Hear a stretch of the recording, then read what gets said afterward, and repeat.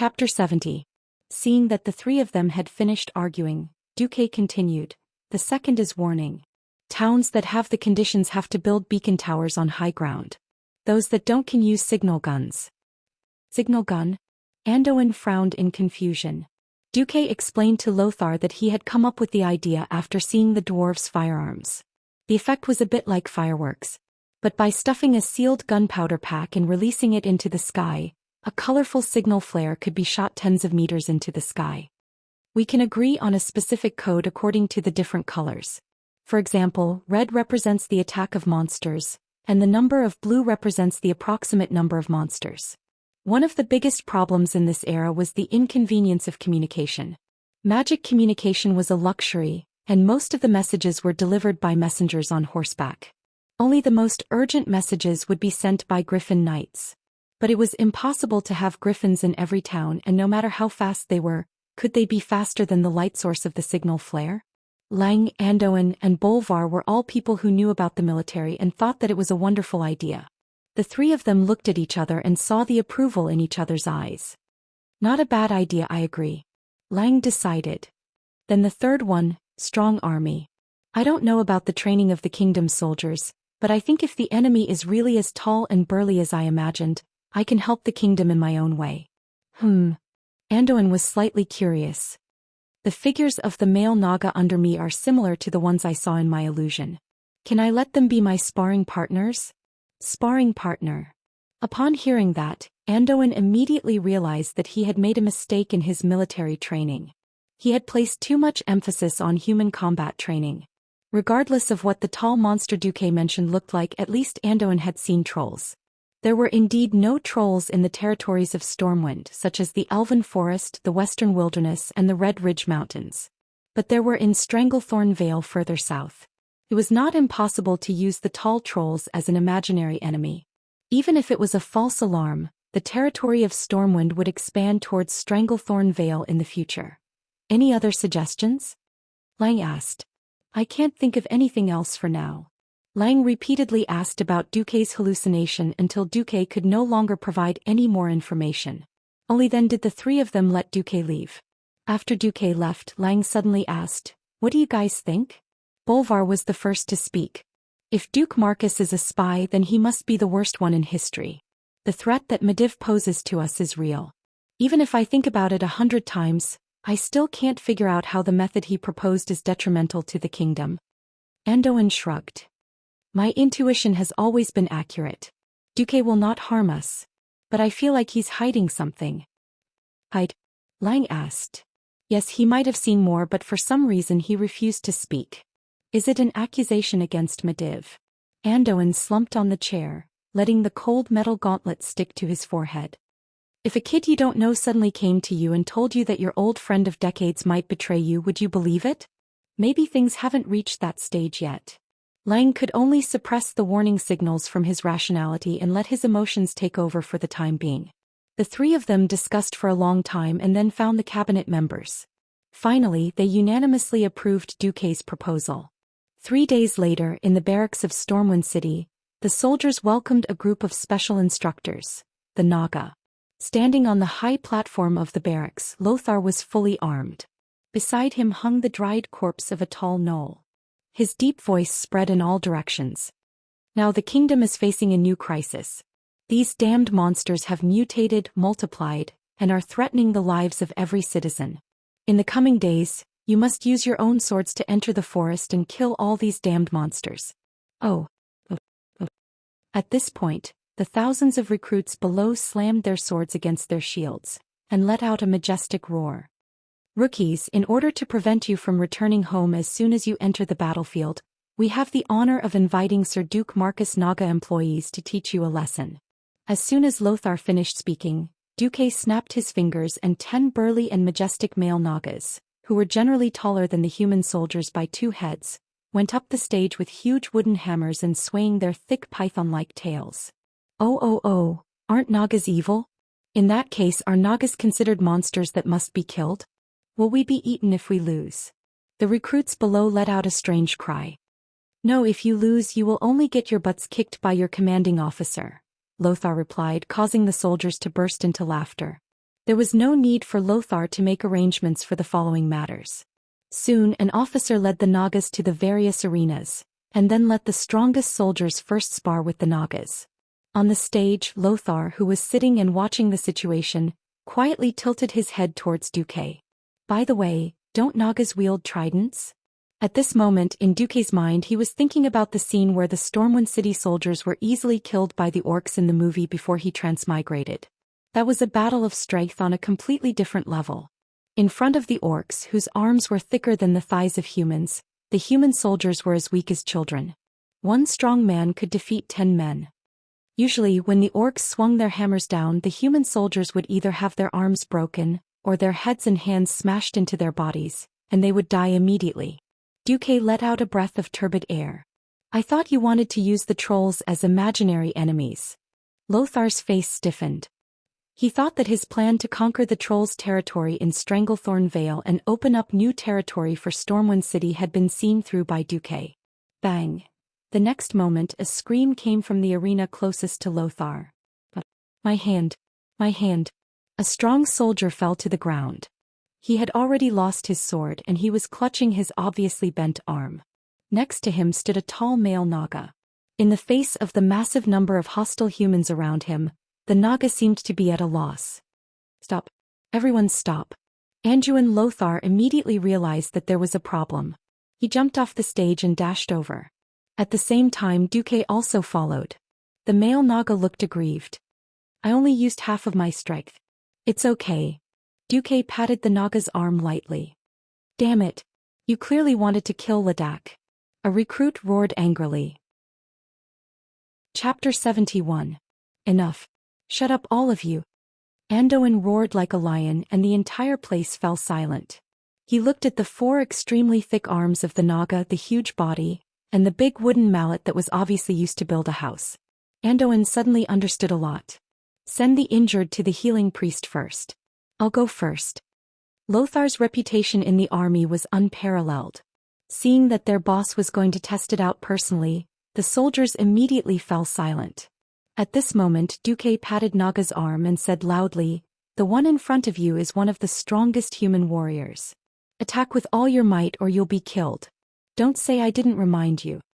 Lothar did not care about Duque's words at all, and instead grabbed a standard long sword and shield that the officer next to him handed over. He weighed them in his hands before getting into a fighting stance. Come on. Naga, attack me like how you attacked that soldier just now. Before Naga attacked, Lothar had plenty of time to spare. Even when he saw the sinister smile on Duque's face he did not care.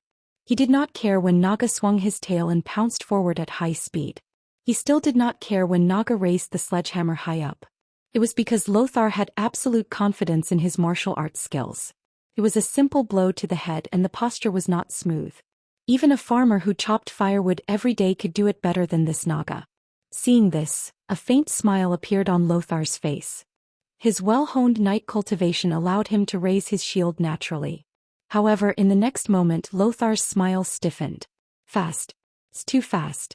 Under the tremendous force beyond human imagination, Naga's hammer let out a shrill howl.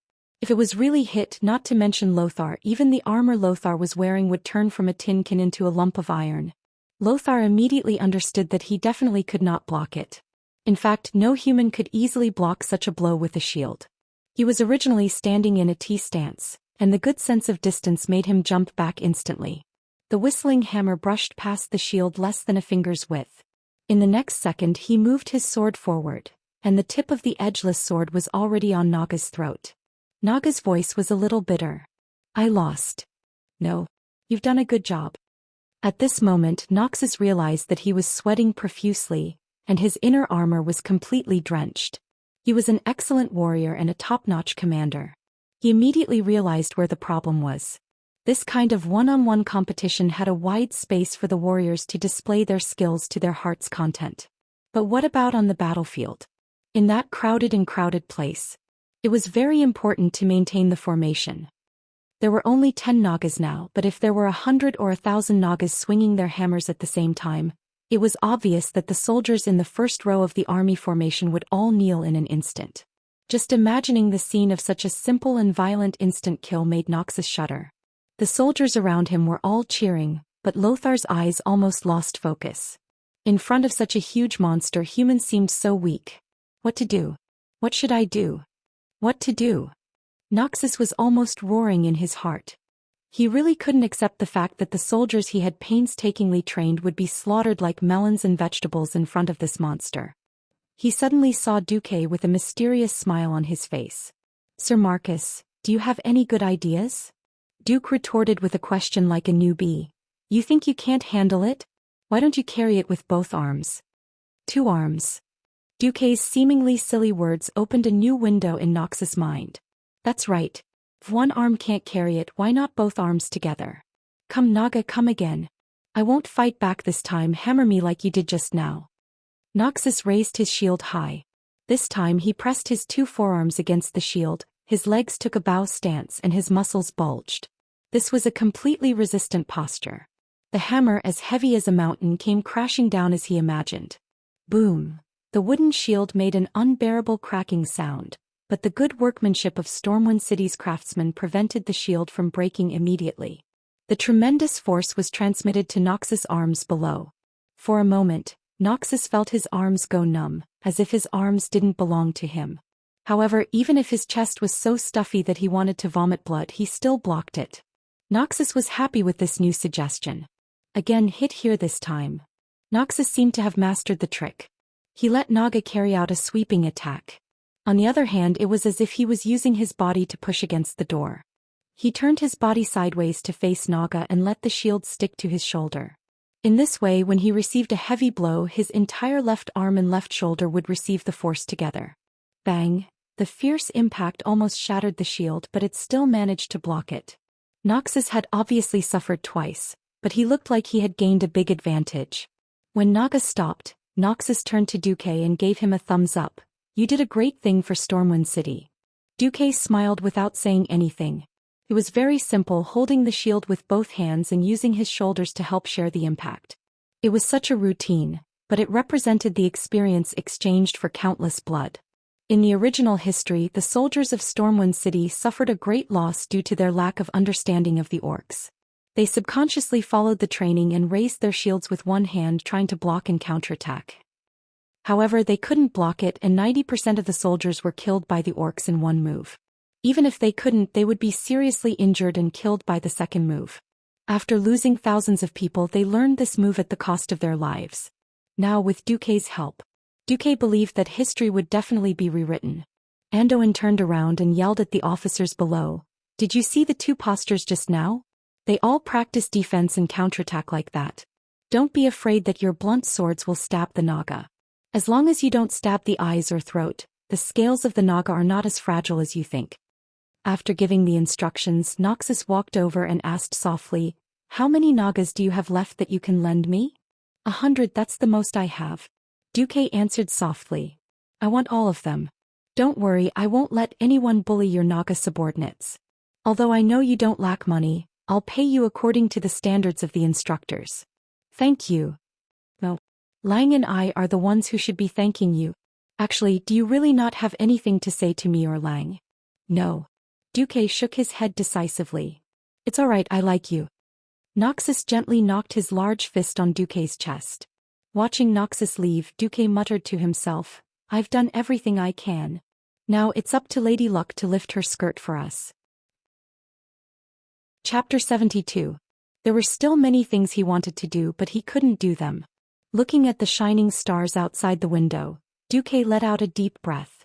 Big changes had yet to happen, and there were only a few people with such foresight like Noxus. Most of the higher-ups in the 7 human kingdoms were still living a befuddled life. Just like how Duque wanted to build a road in the Elven Forest from Stormwind City all the way to Reedridge Mountain.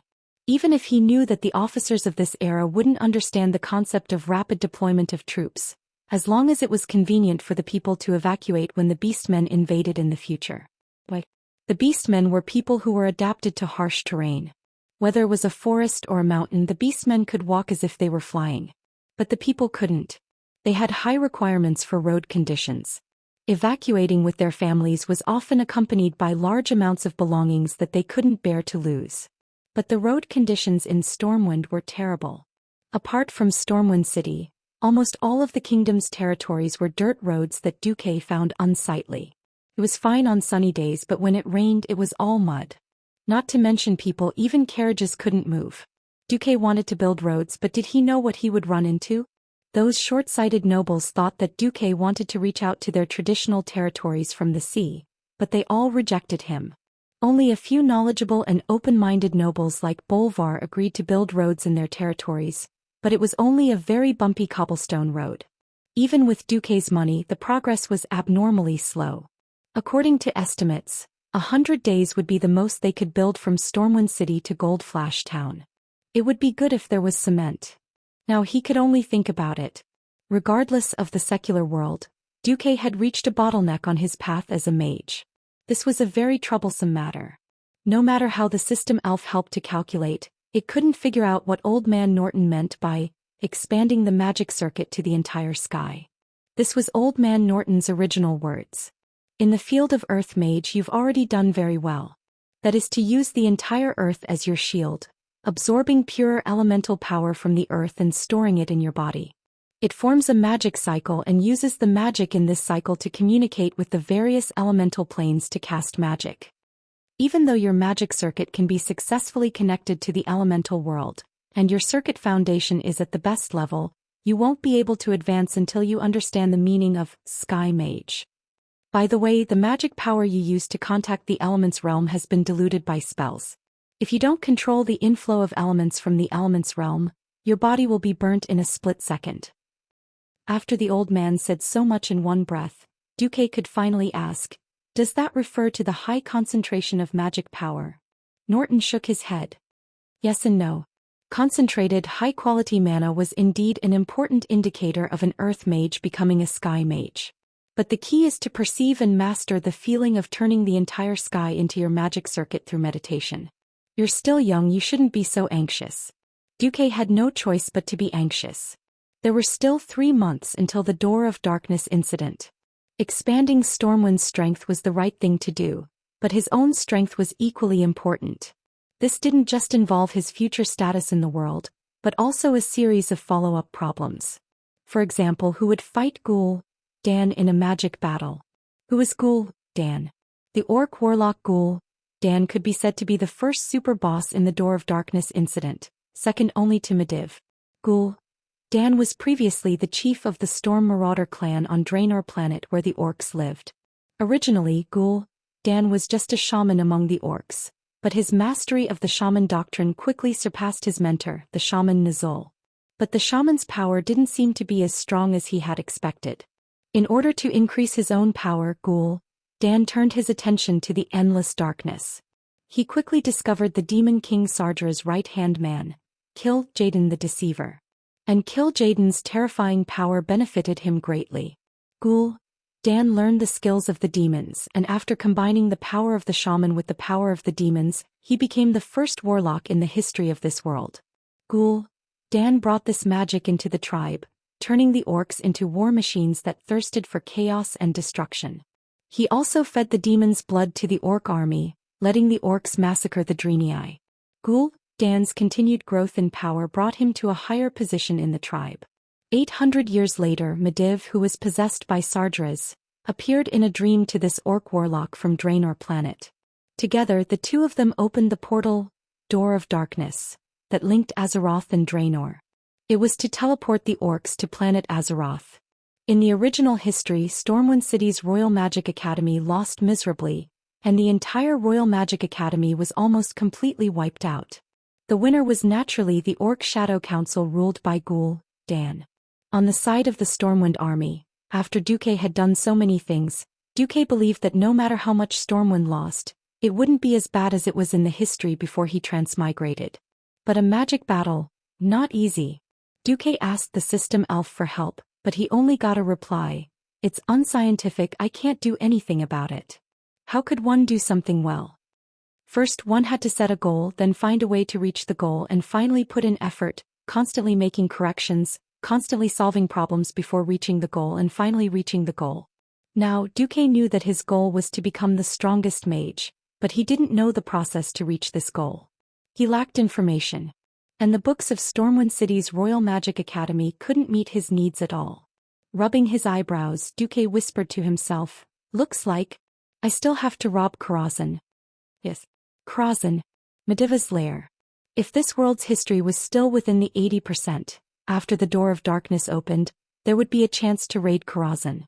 As long as he got rid of the chaotic Mediv and kicked Sargeras back into the abyss, then Duque would have the chance to get Mediva's treasure. In the original history, Khadgar, the traitorous dog, after getting rid of Old Max, followed a mage organization called the Violet Eye and took away Mediva's treasure and all the precious books, sending them to the Dalajan that he was truly loyal to. The result? With the fall of the Dalajan, a large number of Mediva's magic scrolls and books were lost. Let's not think about that first. There were still 3 months left and he couldn't waste it all. If he met a warlock who played with demonic magic, it wouldn't be good if he lost even more of his moral integrity. Duque decided to go into seclusion. Chapter 73. The earth of Draenor was rotting and no normal plants could grow. The turbid wind blew in the sky, making it hard to breathe. Without plants, herbivores could not survive, and naturally the carnivores at the top of the food chain could not survive either. The stars in the sky were on the verge of falling, and the sun was dim in the thick clouds of dust. Everything seemed lifeless. The wind on the earth suddenly stopped, and the air reverberated with the melodious and deep sound of a horn. The wind stopped, and the dust that was originally flying along with the wind also settled down. On the ground, huge figures could be seen advancing towards the same target. There were huge wolves of various colors, but most of them were huge green-skinned humanoid figures. They were generally more than 2 meters tall, and their entire bodies were bulging with explosive muscles. Even the slightly slender females among them had burly figures that completely surpassed the human warriors. They carried all kinds of weapons and gathered at the place where the horn sounded. Their thick and heavy feet stepped on the ground, and even the solid ground made slight cracking sounds when they stepped on it. The earth was cracking inch by inch, and there was no longer a trace of nutritious soil. Every step on it was like the sound of approaching death. A huge bolt of lightning seemed to split the sky, and the remaining cracks were imprinted on the retina of these burly warriors. A giant with a reddish complexion raised his head in shock. He saw that in the gloomy sky, the mud-like clouds were slowly flowing towards the target. "This is Durotan, there's no need to look. That must be Ghoul Dan's spell." Durotan opened his eyes, and in his pure blue pupils was a reflection of a nearly straight tornado. It was as if the energy of the entire world of Draenor was converging there. As the chief of the Orc Frostwolf clan, the young Durotan had an incomparably strong body. On that strong body that was like a small mountain, it was covered with the most typical Orc-style accessories. 2 large braids were combed well and hung down in front of his chest. On his 2 arms that were thicker than a cow's leg, there was a ring of animal tooth ornaments of various sizes. Around his waist was a white leather belt that was thick enough to cover his entire belly. Durotan was carrying a huge axe that was as big as half a door of a human house. Beside him was his beloved white wolf, which was as big as a water buffalo and weighed at least 400 kilograms. Durotan wriggled his mouth, and the 2 protruding fangs in his lower jaw emitted a crisp metallic sound as they were pierced by decorative iron rings. "Orgrim, I feel that the destruction of the world has something to do with Ghoul Dan." Durotan's good friend Orgrim Doomhammer, who would soon become the great chief of the Orc tribe, tilted his head and said, "I don't think a single Orc can destroy a world." Orgrim's body wasn't as burly as Durotan's. Just by looking at his figure he was half a size smaller. However, if any Orc neglected the square-headed iron hammer in his hand, which was larger than most Orcs' torsos, they would definitely pay a heavy price. Orgrim's body was also covered with all sorts of Orc accessories. The fangs hanging on his body were a type of decoration, but also a symbol of his bravery. Only a Orc warrior who had killed a ferocious monster by himself could cut off the monster's fangs and hang them on his body. In this aspect, Orgrim was not inferior to Durotan. Both of them were renowned warriors among the Orcs. As they got closer to their destination, Durotan saw more and more Orcs. These elite warriors from different clans were either beating their own chests or letting out sky-shaking roars, displaying their bravery in all kinds of ways. Some of them were even slightly exaggerated, and naturally they were wrestling with those who were not pleasing to their eyes. The entire gathering place was like a huge arena. The Warsong tribe, Blackrock tribe, Shadowmoon tribe, Shattered Palm tribe. Almost all the large tribes are here. Orgrim continued, of course the world is ending. If we don't want to follow the world to its end, we can only respond to Great Chief Blackhand and Ghoul, Dan's call. While the two of them were talking, many beastmen noticed Durotan. Many orcs' pupils suddenly shrank, and the crowd filled with fighting spirit became restless. The gathered orc warriors parted like water splashes, or perhaps like a retreating tide. The orc warriors opened up a path for the two warriors, who were wearing tusk ornaments all over their bodies. At this time, an even taller and more burly figure appeared on a rough wooden platform not far away. It was a huge orc wrapped in heavy iron armor. The huge warhammer covered in dried blood showed off his bravery. His iron-blooded face seemed to tell the other orcs that he also had a heart of steel. His aura when he appeared was like a giant battle axe, forcibly splitting apart the wild and unruly crowd of orcs. Those who retreated a few steps too late were suffocated by the murderous aura that was filled with the smell of blood, and their chests shrank as they exhaled, almost losing the courage to bounce back. O Frostwolf tribe, go look for a place in the south. In the tribe, the only one who could suppress the heroic Frostwolf chief in terms of aura was the Great Chief Blackhand, nicknamed the Destroyer. Durotan and Orgrim simultaneously punched their left chests with their right fists to show respect to the Great Chief. But Blackhand didn't even look at Durotan as he left. After settling down the Frostwolf tribe, an hour passed. In front of the huge stone gate that was a few hundred meters tall, there was a call to assemble. Woo woo, woo woo woo, the long horn sounded as if it came from a long, long time ago. It was as if it was announcing that the world that the Draenei called Draenor was about to perish. It was also as if it was blowing the horn of a new war. Most of the orcs didn't think that much. They only knew that it was Ghoul, Dan gathering the orcs in the name of Great Chief Blackhand. The green orcs surged towards the wide open space in front of the huge gate. The tall and sturdy figure easily squeezed the empty space until not even a drop of water could trickle through. The weaker orcs couldn't even get close to the gate. Those who lacked strength and stamina would naturally be pushed to the outermost circle. On the stone steps in front of the huge gate that was dozens of meters tall, a hunchbacked orc in a black robe slowly walked into the sight of tens of thousands of orcs, holding a skull staff. There were even a few huge bone spikes sticking out of his back, and there were even a few dried skulls stuck on them. His figure wasn't huge, but no orc would ignore his existence. He was the one who had surpassed his mentor, Nazul, and was now the ruler of the orcs, Ghoul, Dan. Chapter 74. His body had become ugly and terrifying from the corrosion of demonic energy. His claws glowed green from using demonic energy all day long. Unlike the Great Chief Blackhand's typical beastman bravery, his aura was cold and evil, and anyone who got close would feel suffocated. His eyes glowed with an evil red light, and his will controlled the fate of the entire beastman tribe. The staff filled with a terrifying aura stabbed into the solid floor tiles. It was a small sound, but the tens of thousands of beastmen in the plaza heard it at the same time. That was the rumbling sound of the gears of fate turning. When the world was about to be destroyed, when the land lacked food, when the beastmen were about to be destroyed, Ghoul, Dan as a shaman and beastman prophet, responded to the prayers of the beastmen. Ghoul, Dan moved his mouth full of fangs, and his voice spread in all directions through the evil magic. Our world is about to be destroyed, but the great beastmen will not be destroyed. His voice carried a strange echo as if the entire world was beating. Every word he said was powerful and powerful, revealing his absolute confidence. His words were like hammers striking metal, striking at the hearts of every beastman, causing their powerful hearts to spew out even more passionate blood, resonating with his words and boiling with his words. Oh! Countless beastmen raised the weapons in their hands, and the ancient boldness caused the beastmen to let out heaven-shaking roars, responding to Ghoul, Dan with a thunderous roar. Ghoul. Dan turned his body and pointed at the door behind him with his empty left hand. This would become a legendary portal door in the future, and it looked like a temple door. It looked solemn and dignified as well as a hint of mystery. As he pointed with his long and craggy finger, the large and empty stone door suddenly changed. A green energy wave that could be seen with the naked eye rippled out from the stone door. In the green light, the beastmen could vaguely see the scenery of the world on the other side. It was different from this dark red world that was about to be destroyed. There was a clear blue sky, elegant white clouds, and the green trees that the beastmen longed for.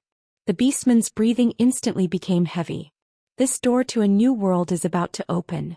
Behind the door there are only a few weak races, their strength is like our children. Their weak bodies are inferior to our women. Go. Conquer them. Slaughter them. Use our battle axes to be stained with the blood of our enemies. Use our bravery to fight for a new sky for our tribe. Under the influence of the evil demon's blood, most of the orcs had already become extremely warlike and crazy. After defeating the Drenii in battle, the orcs' confidence reached its peak. Oh oh oh, the deafening shouts and the shockwaves were enough to overturn the entire sky. Following Ghoul Dan's finger's direction, the tribal warriors who had long been selected raised the weapons in their hands, and with steps that made even the earth tremble, they turned into a green flood, surging towards the enormous door of darkness. Seeing this, Durotan turned to his old friend Orgrim and said, I suddenly remembered our war with the Drenii. So what? The Drenii's Shotrath city is already the Horde's territory. A useless territory. Durotan curled his lips. I hope this is a good place for the orcs to reproduce. Durotan's words were continued by his wife, Draka, who had been standing at the side. I hope we can build a better territory for our children. Durotan frowned slightly. Draka, you still insist on joining the first wave of attack? Only the bravest orcs can join the first wave of attack. Are you doubting my bravery? Draka was a little annoyed as she waved her dagger a few times. Alright, at least let me go first. Following the flood of orcs, Durotan took the lead and charged through the huge green door without hesitation. At the same time, Stormwind City. Duque, who was in the sealed room, suddenly opened his eyes. His eyes shot out a sharp light. His hands were trembling from excitement and unease, and his heart was beating violently from excitement and fear. His emotions were so complicated that he could not even describe his feelings with a single taste. As a former university student, he had never tasted the taste of war after a long period of peace. But as a transmigrator who was determined to make a name for himself in the world of Azeroth, when he saw the system Alf's prompt, the dark portal is open, he knew that his opportunity and danger had arrived at the same time. Windsor. Makarov. For the first time in 3 months, Duque's voice could be heard from outside the door. The two of them, who had been eating and drinking in the outer hall for the past few days, were instantly energized. After knocking on the door and entering the room, they saw Duque with messy hair and a long beard. His appearance was dispirited, but his eyes were unusually bright. Ever since he became Duque's follower, Windsor had more than once wondered if Duque was a terrifying, ambitious person. He looked left and right and felt that it was a pair of eyes that thirsted to prove themselves and achieve something. Windsor could not help but feel a chill in his heart. Duque's clear and firm voice rang in their ears. The calamity that I have been worried about is here. Their hearts skipped a beat. Duque raised his head. This is not the end of the world, nor is it the end of mankind. There is still a lot to be done. I will prove to you, to all of Stormwind, and even to all mankind, that my preparations over the past year have not been in vain. As Duque's left and right arms, Duque had not hidden what he had done in the past period of time from them. For a moment, they all thought that Duque was going to start a rebellion and occupy Stormwind City. Duque's actions were very one-sided, not the actions of a rebel at all. And today everything would be revealed. In Stormwind City, Lothar was still supervising the training of the soldiers in the barracks. Lothar was quite satisfied with the progress of the soldiers. With the help of the male Naga, the recruits grew at a high speed. At first they couldn't even hold their swords steadily, but now they could attack and defend. In these 3 months, many small tactics had been developed. For example, they would let 2 soldiers hold shields in front, while the spearmen would launch sneak attacks from behind. Today seemed to be no different from any other day in the past. However, in the middle of the night, Lothar's office was knocked on by his valet. Commander, you'd better look at this. The valet was holding a communication bucket sealed with wax. Looking at the lion mark on it, Anduin's pupils suddenly constricted. Chapter 75. 10 minutes later in the palace. King Lang, who had already gone to bed, was having a sweet dream when he was woken up by a hurried knock on the door. Your Majesty, it's an emergency. Even though Lang was half awake, he could recognize that it was his good friend of decades, Anduin Lothar's voice. What the hell? Anduin, what time is it now? I hope your emergency is as serious as you say. The queen, who was also woken up from her sleep, did not say a word and quickly dressed her husband. A few minutes later, when the guards opened the door of the bedroom for Lang, Lang saw a nervous, fully armed Anduin. Your Majesty, traces of a foreign invasion have been found in the southeast of the kingdom. But before confirming my news, I strongly suggest that you take a look at the hourglass that Mediv gave you that day. Although it was early spring, the air was still cold. Lang only took a breath of the night air, and he felt that his lungs were about to freeze. Thump thump thump. Hurried footsteps sounded in the storm fortress. Under the escort of 2 teams of royal guards, Lang and Anduin came to a storage room that was strictly guarded by 4 guards. Open it. Lang's voice was trembling. The guards opened it and quickly opened the empty storage room, and lit up the oil lamps around it. Under the illumination of dozens of torches and oil lamps, Lang and Anduin's gaze suddenly froze. All the sand in the black hourglass had fallen down. When did this happen? Lang was asking, but his voice had unknowingly become stern. Didn't I order for it to be checked every day? The head of the guards in charge was sweating profusely. Yes, it was checked. I personally confirmed that there was still a finger-sized amount of sand in the morning. Your Majesty, your order was to check every day and inform you immediately when the sand in the hourglass is emptied. King Lang's face was ashen and he only said a few words, summon the cabinet immediately. Half an hour later, the storm fortress was brightly lit. On a huge map, Anduin pointed to the southeast of Stormwind. The first to discover that something was wrong was the outpost at the south of the Red Ridge Mountains. The outpost lost contact with the outpost after 3 red signal flares, signifying the invasion of a large number of monsters. 2 months ago, the Griffin reconnaissance team that I had stationed at Lakeside Town in Reedridge Mountain immediately took off and saw a large number of green-skinned giant humanoid monsters surging out of the Swamp of Sorrows. Gigantic? How big is it? King Lang frowned. According to the magic message, they are about 7 feet tall, and they are generally more muscular than our people. Moreover, they have all kinds of armors and heavy weapons such as axes and hammers. Duke Bolvar asked, "Are you sure it's not a troll?" Anduin shook his head. No, in order to confirm, 2 of the Griffin Knights even swooped down to observe at close range. One of the Griffin Knights was even killed by long-range weapons. The corner of King Lang's eye twitched. The griffin, a giant bird of prey with the limbs of a lion and the head and wings of an eagle, was not easy to raise. Despite the griffin's large size, it could easily overturn a large group of human soldiers in battle. If a griffin were to eat to its heart's content, it could eat a cow every day. It would be a lie to say that Lang did not feel the pinch after losing a griffin just for reconnaissance. At this time a messenger came in. Your Majesty, Commander Sirs, there's new news. Seeing the latest news, the whole room was dead silent. A small garrison stationed at the triangular junction of the Reedridge Mountain had been annihilated. The garrison stationed at the Stormwind Mountain had fewer people, about 500 or so. Even so, the report said that there were no survivors. This was not a surprise attack when they were unprepared. This was a complete annihilation after they had received the warning from the outpost ahead and were prepared for battle. The weight behind this was definitely heavy.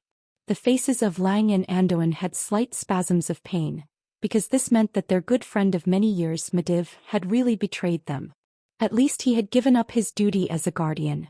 Lang twisted his neck that was like a rusty machine and looked at Anduin. Have you informed the Tirisful Council? Yes, but there was no response, an old court mage answered. Lang suddenly had an ominous premonition. However, the imminent large-scale invasion made Lang have no time to care about other things. Among the 7 human kingdoms, Stormwind was considered a strong country, but no matter what, Stormwind could not afford to raise a standing army of more than 100,000 people. For Stormwind, which had a total force of less than 30,000 people, the annihilation of a garrison was not a trivial matter. Most importantly, this seemed to be just the beginning. King Lang pressed his hands on the table and said in a low voice, "Information, I need more information. What the hell is our enemy? What is the evaluation of combat power? Level of armed strength? Number? What is their goal? We can't easily fight a group of enemies that we know nothing about." Lothar raised a finger. I suggest that Duke Marcus come to the meeting. He seems to have made more preparations for this. Lothar's suggestion was firmly opposed by several other upper-class nobles. Sir Lothar, this is a war. This is not a war game that a 15-year-old child should be allowed to participate in. Several high-ranking upper-class nobles objected, and Lang had no choice but to shake his head slightly at Lothar. The king changed the topic. Anduin, I need your people to organize a hunt and try to catch the other party's captives. If that doesn't work, corpses will do too. As you command, your majesty. However, I suggest that you declare the kingdom to be in a state of war before that. State of war? No. We don't even know who the enemy is, and we're declaring the entire kingdom to be in a state of war because of an armed conflict that occurred at the farthest border of the kingdom? What a joke. Marquis Cameron exclaimed. Entering a state of war so easily would definitely be a great damage to the interests of the nobles.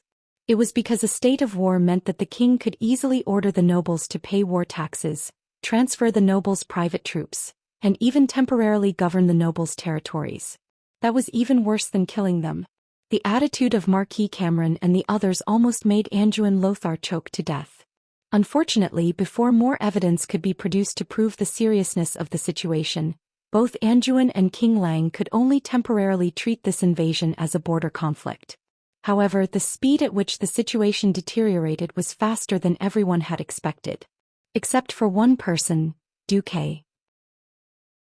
Chapter 76. Duque had asked himself countless times why Stormwind City could not defend even with the elite soldiers taught by Lothar. Was it because Lothar was forced to attack Karazhan at a critical time? Or was there another reason? After traveling to the world of Azeroth for so long, Duque finally understood something. Because the 7 human kingdoms all implemented the incomparably stupid aristocratic enfeoffment system, some things were destined to be irreversible. Unlike any centralized country, the backward enfeoffment system had its inevitability. In this era where transportation was incomparably bad, it was practically impossible to gather troops in one place and have food and supplies from all directions. Just transporting the food over the terrible soil and wet weather were enough to waste half of the food. In order to avoid excessive food loss, countries often arranged troops in various regions for the various nobles to provide for themselves. The king only had the right to order a certain noble when and where, according to their rank, how many troops they had to send, what equipment they had to use, where to go and where to attack. However, the king could not order the knights under a certain noble to do anything. This was the so-called vassals of the king's vassals, not the king's vassals. While the king had the right to order the nobles to do something, the nobles could also use their own troops to influence the king's decisions. The orcs had invaded and, like a plague, they spread across the entire eastern kingdoms of the world of Azeroth. From the beginning, when some of the nobles insisted that this was making a mountain out of a molehill and requested more information, the situation was like an express train heading straight to hell, falling straight down. 3 days later, the only thing the higher-ups of Stormwind knew about the orcs was that they had brought back an extremely majestic corpse in a griffin. Other than that, what did the orcs know? How strong were they? How many people did they have? Where were their targets? Stormwind knew nothing about this. However, the group of stupid nobles still forced the front lines to send back more accurate information, and refused to send troops, money and manpower for an illusory invasion, refusing the entire kingdom to enter a state of war. The endless wrangling with the nobles in Stormwind's stronghold made Lang and Andad tired both physically and mentally. When all the blockhouses near the triangular junction between the Elven Forest and the Red Ridge Mountain were captured by the orcs, the nobles panicked. Not only did this mean that Stormwind had lost its connection and control over its eastern territory, the Red Ridge Mountains, but it also meant that once the orcs broke through the Red Ridge Mountains, they would be able to enter the richest region of Stormwind, the Elven Forest. Compared to the precipitous terrain of the Red Ridge Mountains, the Elven Forest that was situated on the plains was truly without any danger to defend. In the tens of thousands of square kilometers of Elven Forest, there were more than 100 human settlements. If the orcs wanted to, they could completely ignore the defenses of the human towns and cities. They could first divide and surround the towns and cities, then annihilate them one by one. These settlements were the fiefdoms of the nobles in Stormwind, and where their core interests lay. We must not let those damned beasts invade the kingdom. Yes. In order to protect our homeland, we will fight to the last man. For Stormwind, for Azeroth. Fight. The nobles who had been slow to react suddenly came to a consensus within an hour. They unanimously requested King Lang to organize a battle at the mountain pass of the Elven Forest into the Reedridge Mountains, and use the dangerous mountain gorge to stop the orcs from further invading. After finally sending the nobles away, Lang slumped on the throne and asked Anduin in a weak voice. In this empty and huge inner court, there was only him and Lothar, the king and the minister. What do you think of this battle? Your Majesty, I am not optimistic. According to the intelligence, those huge green beasts are very good at fighting in the mountains. I do not think that they can be stopped by just relying on the terrain. Then what should we do? Let them invade the Elven Forest and destroy the essence of the whole kingdom? How if Medivh is here? God. Why do I always forget that he is the culprit of this incident? Lang covered his face in pain.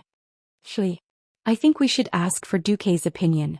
After all, the response from the front line is that the performance of the troops trained by the Naga is obviously better than the other troops, Lothar suggested in a low voice. He may have some smarts, but he is too young and his status is too low. Besides, the great nobles will not tolerate a little kid telling them what to do. Sigh. As the preparation for the war began, Anduin felt that Duque was more and more good. Before the troops arrived, the food and fodder arrived first. In order to mobilize the food needed by the army, Lang had to order the food of Stormwind City to be transferred to the front line near the Reedridge Mountains. However, the spring rain in March made the transportation of food extremely difficult. The transportation from Stormwind City to Goldshire Town was extremely smooth because of Duque's road construction. However, the road from Goldshire Town to the east of the Reedridge Mountains was so terrible that it made Lothar curse. The muddy dirt road almost paralyzed the entire transportation plan. A large amount of food, armaments and various supplies were piled up in Goldshire Town and could not be transported out. Why is the road from Stormwind City to Goldshire Town so good, but the rest is so terrible? Due to the needs of the war, the Lion's Pride Inn in Goldshire Town had become Lothar's temporary command post. Lothar, who was looking at the map, slammed the table and cursed. At this time, a sergeant said in a low voice, "Originally, Sir Marcus was willing to fund the construction of the road from Stormwind City to the Reedridge Mountains and replace all the mud roads with cobblestone roads. However, among the nobles, only Duke Bolvar for Dragon agreed. In the end, only the section from Stormwind City to Goldshire Town was built." King Lang and Anduin were speechless at the same time, but there was a vague feeling in their hearts. Did that kid Duque even predict this? Impossible. On the 1st of April, which was later known as the first year of the Dark Portal. Despite the harsh conditions, Stormwind gathered 10,000 soldiers and nearly 6,000 private soldiers of the nobles to form a coalition army and set them up at the entrance of the Reedridge Mountains. Looking down from the enormous Reedridge Mountain, there was not a single tree on the barren Scarlet Mountain, and then a sea of green forest in the distance stretching as far as the eye could see. It was like a distant painting that could be expanded without limit, making everything seem very small in front of it. The Reedridge Mountains were very large, but unfortunately, the V-shaped twin peaks in the westernmost part of the Reedridge Mountains were like a lonely island in the endless sea in front of the vast elven forest. It seemed so lonely and helpless. Chapter 77. Anduin Lothar stood on the peak of this isolated island. Looking at the newly built bunkers on both sides of the mountain path, Anduin was uncertain. He did not know how useful this temporarily built line of defense would be. "We've prepared a month's worth of rations, more than 150,000 arrows and 1,000 spare sets of armor," the logistics officer reported to Anduin. But Anduin was restless because of this. There was nothing he could do about the lack of logistics. He could only hope that the weather would improve. "If we can drag it out until midsummer, the road should be much easier." However, the scene on the 3rd of April left the entire upper echelons of Stormwind speechless. The nobles had also sent many people to participate in this battle. Some were brave men like Bolvar for Dragon, some were sent to the front lines by their families, and some were seeking political capital. In any case, on the two nameless peaks of the Reedridge Mountains, there were 2 dukes for marquises and 11 earls of Stormwind. The number of lower and middle nobles was uncountable. In front of these Stormwind nobles who had lived in peace for nearly 1,000 years, was a terrifying and barbaric army. At first, the battle cries sounded like distant playfulness in the morning fog. But the moment that green line appeared on the opposite peak, a deafening sound wave and violent drumming came crashing down like a huge wave. The sound wave was so loud that it felt like someone was chopping at the eardrums of every noble present with an axe. The green flood easily dyed the entire opposite peak. It was countless green giants. They were burly and waved a mess of primitive weapons, but their terrifying numbers easily exceeded the limits of the nobles' psychological endurance. Were there 10,000 people here? Or was it 100,000? The green tide dyed several peaks on the opposite side, and the unfolding battle line easily exceeded the entire vision of the nobles. Not to mention 3 or 4 peaks, it felt like even if the battle line was stretched 10 times longer, it would not be able to accommodate the simultaneous attack of so many orcs. They pushed and collided with each other and even punched their compatriots who tried to stop them. But their numbers were so great that it was enough to make anyone with trypophobia go crazy. The green torrent was so crazy that it seemed like it would swallow everything in its path with its raging momentum. Lothar gritted his teeth as if he wanted to record every orc flag with his eyes. Unfortunately, he could only copy the third flag that looked like scribbles and could only give up. There were too many flags and it was too messy. Even if the orcs were holding the same clan's flag, due to the poor craftsmanship, it looked like there were several clans' flags. Only the smart orcs could clearly tell which clan was which. There was a huge canyon between the V-shaped twin peaks and the opposite mountain. After repeated calculations, Lothar found that it was just within the range of human bows and arrows. Lothar was confident that he could turn that place into a death trap for his enemies. Now Lothar's expression changed. The soldiers in the bunkers on the hillside had indeed shot out a large number of arrows, and the overwhelming arrows had indeed hit the orc vanguard. But the number of orcs that fell could be counted on one hand. Did the arrow miss? No. He hit the target. The bullet had hit the target without a doubt. But what did Lothar and the nobles see through the telescope? A bunch of crazy orcs. They saw with their own eyes that an orc had at least 20 arrows in his chest, shoulder, and face. However, the green-skinned orc swung his arm in front of him as if he was shooing away a fly, forcibly sweeping away all the arrows or pulling them out and throwing them on the ground. His right eye was already blind, his flesh had been flipped open, and the arrowheads had hooked out large chunks of flesh, leaving more than 10 huge bloody holes the size of a wrist on his entire upper body. But the orc still charged forward crazily. He roared and rushed to a bunker, using his huge hammer that was several times bigger than a human head to smash the outer wall of the bunker made of bricks and stones. He dragged a wailing soldier out of the bunker and tore the soldier in half at the waist in front of the remaining defenders of the bunker. The soldier did not die on the spot. Amidst the orc's crazy laughter, the upper body that had lost its lower body crawled on the ground for a few meters before dying. This scene made Lothar and the nobles tremble. All the fortifications, like sandcastles on the beach, were all washed away by a huge green wave. Release the arrows. The orcs fought head-on. Falling rocks. Lothar saw with his own eyes that a rock the size of a millstone fell, about to smash an orc who was rushing up the mountain into meat paste. Do you know what happened? The orc used his arm that was thicker than a cow's leg to swing his fist and smash the big rock. The storm warrior who threw the stone was stunned. In that split second, the beastman had already crawled in front of the storm warrior. A huge and thick arm stretched out and grabbed the storm warrior's hair and head. The storm warrior's entire body was pulled out of the wall and thrown down the mountain. The orc who was laughing halfway up the mountain chopped the soldier in half with his axe the moment he passed by. This caused the orc to laugh even louder. The orcs were a bunch of bloodthirsty and warlike lunatics. Anduin Lothar's face turned green. He knew that anyone could see that the Stormwind army had to retreat. The battle was irreversible. Order the entire army to retreat. The order to retreat was not wrong. Any rational commander would know that there was no way they could fight in this situation. But how they would retreat was also a problem. If everyone scattered, the retreat would turn into a rout. Under the relentless pursuit of the energetic orc army, it would easily turn into a rout. In the end, there would only be less than 10% of the soldiers who would be able to return to Stormwind City. All the nobles fixed their burning gazes on Lothar's handsome but pained face. Lothar gritted his teeth and said, "The Griffin Legion will cover our retreat." On a blue flag with golden edges, a golden griffin held a sword in each of its hind claws. This was the Griffin Legion. Stormwind's first legion in the eastern part of the Elven Forest. Its history could be traced back to the descendants of Thoradin the Great.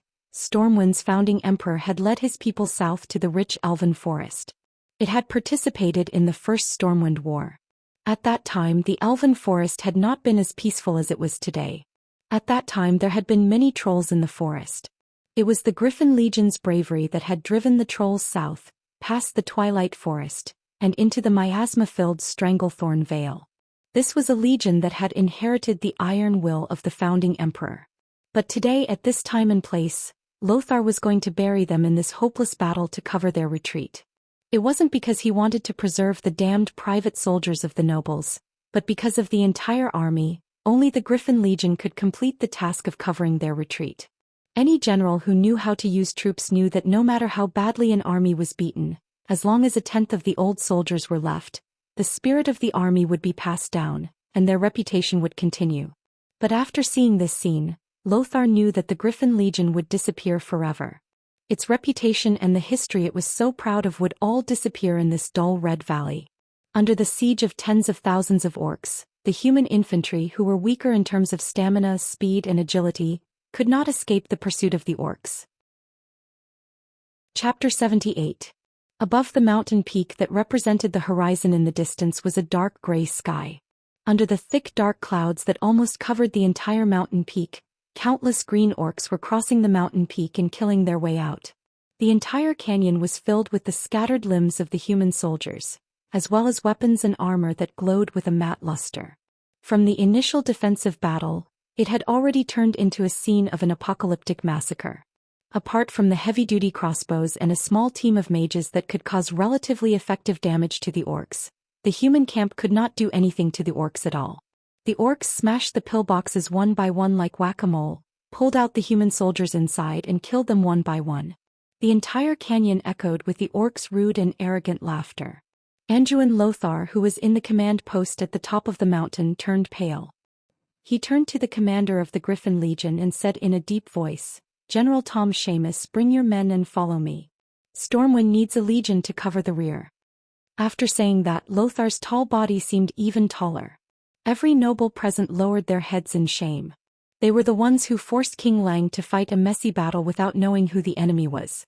They were the ones who let Anduin and the entire Griffin Legion die in order to protect their own territory. The command post was clearly bustling with people, but all the nobles suddenly felt a sense of desolation. They felt like they had given up on a comrade. General Tom Seamus was a middle-aged man in his 30s with blonde hair and a square face. He was a typical soldier who did not seem like a noble at all. His coarse eyebrows rose along with the bulging muscles on his cheeks. General Seamus stood at attention and smiled as he gently put on his helmet. Before putting on his helmet, he did not forget to tidy up the red tassel on his helmet, which was different from that of ordinary soldiers. It seemed that he was afraid that the orcs would not be able to tell that he was a general. "If I were to go with Sir Lothar, I'm sure I wouldn't be lonely," he said calmly, but there was a sense of firmness in his voice that was almost beyond the scope of his voice. "Willing to be a hero for a second? Or a coward for life?" Only when a man truly understood these words would he understand where the heaviness of the sword in his hand came from. Lothar turned to Bolvar for Dragon and nodded. "If I can't go back, tell Lang that his good friend Anduin Lothar fought for his kingdom to the last drop of his blood." Bolvar's facial muscles twitched. He suddenly took a step forward, wanting to draw his sword from its scabbard. "I'll accompany you." All of a sudden, Anduin's hand pressed down on Bolvar's wrist, preventing him from drawing his sword. "The war has only just begun. The death of a mere knight is enough. I'll leave the retreat to you, Duke for Dragon." Anduin's voice was so loud that no one could tell that he was ready to die. Bolvar's mouth squirmed for a long time, but he could not utter a single word. In the end, he resolutely turned his head away, and his face was filled with unconcealable pain. "Listen up, I, Bolvar for Dragon, will be in charge of the retreat. Whoever wants to be the first to escape will have their heads cut off." Lothar had even considered this. Without the support of King Lang, Anduin was just a mere knight. But without Lang, Bolvar was still the high and mighty duke. His family background and identity were a deterrent to the nobles who no longer had much fighting spirit. Soon all the nobles in the command room filed out. The yells of the noble officers could be heard from the back of the mountain. Apart from the soldiers in the small fortress, more than 70% of the soldiers on the mountain began to retreat in an orderly manner. Looking at the green tide in the distance, Lothar's eyes were filled with indescribable complexity. Was it loneliness? Was it sorrow? Was it indignation? Or was it courting death? Tom Seamus returned and stood by Lothar's side. His voice was firm and powerful. The 5,000 soldiers of the Griffin Legion are ready. To be honest, Lothar did not need to bring up the rear himself. As the commander of this battle, he could totally push the responsibility to the nobles who had been arrogant before the start of the battle, only to tremble in fear at the sight of the orcs. Lang would definitely protect him. But Lothar did not. He calmly put on his helmet and led Tom Seamus out of the command post. "Guards, blow our horn and tell those barbaric bastards that we are coming." Lothar's loud and clear voice made the guards at the door feel deep veneration. Woo woo woo. The heavy sound of the horn rang out, causing the orcs who were immersed in killing to raise their green-skinned heads involuntarily. Halfway up the mountain, a few of the largest fortresses on the two peaks that had not yet been attacked by the orcs opened up. Thousands of human soldiers in bright silver armor were like rivers flowing into the sea. They quickly gathered into two square formations, each guarding one of the peaks. On the 30-degree slope, they slowly advanced down the mountain. Roar! Finally, some decent fellows have come to die. A chief of a small tribe laughed in the orc language. The warriors of the Griffin Legion slowly moved down the smoothest side of the mountain. As far as the eye could see, large floating shields and armor formed a stream of steel. The entire army looked like a dazzling ball of flowing mercury. In the gaps between the kite shields that were a size larger than the average Stormwind soldier, one could vaguely see that these heavily armored infantrymen only had half of their faces exposed in front of their helmets. Their eyes were filled with determination. At the very front were all shield swordsmen. From the third row onwards, there were spearmen holding spears that were almost 4 meters long. They rested their spears on the shoulders of the crouching comrades in the front row, which just happened to extend through the gaps between the shields. The fourth and fifth rows of spearmen did the same. However, the angle of the spears in each row was higher. This had been calculated. For the tall orcs, the lowest row of spears just reached their waists.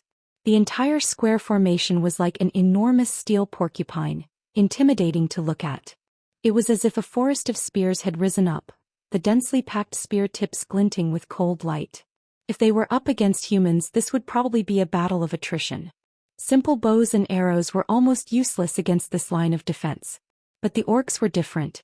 They laughed sinisterly and roared, waving their extremely heavy weapons as they attacked fearlessly.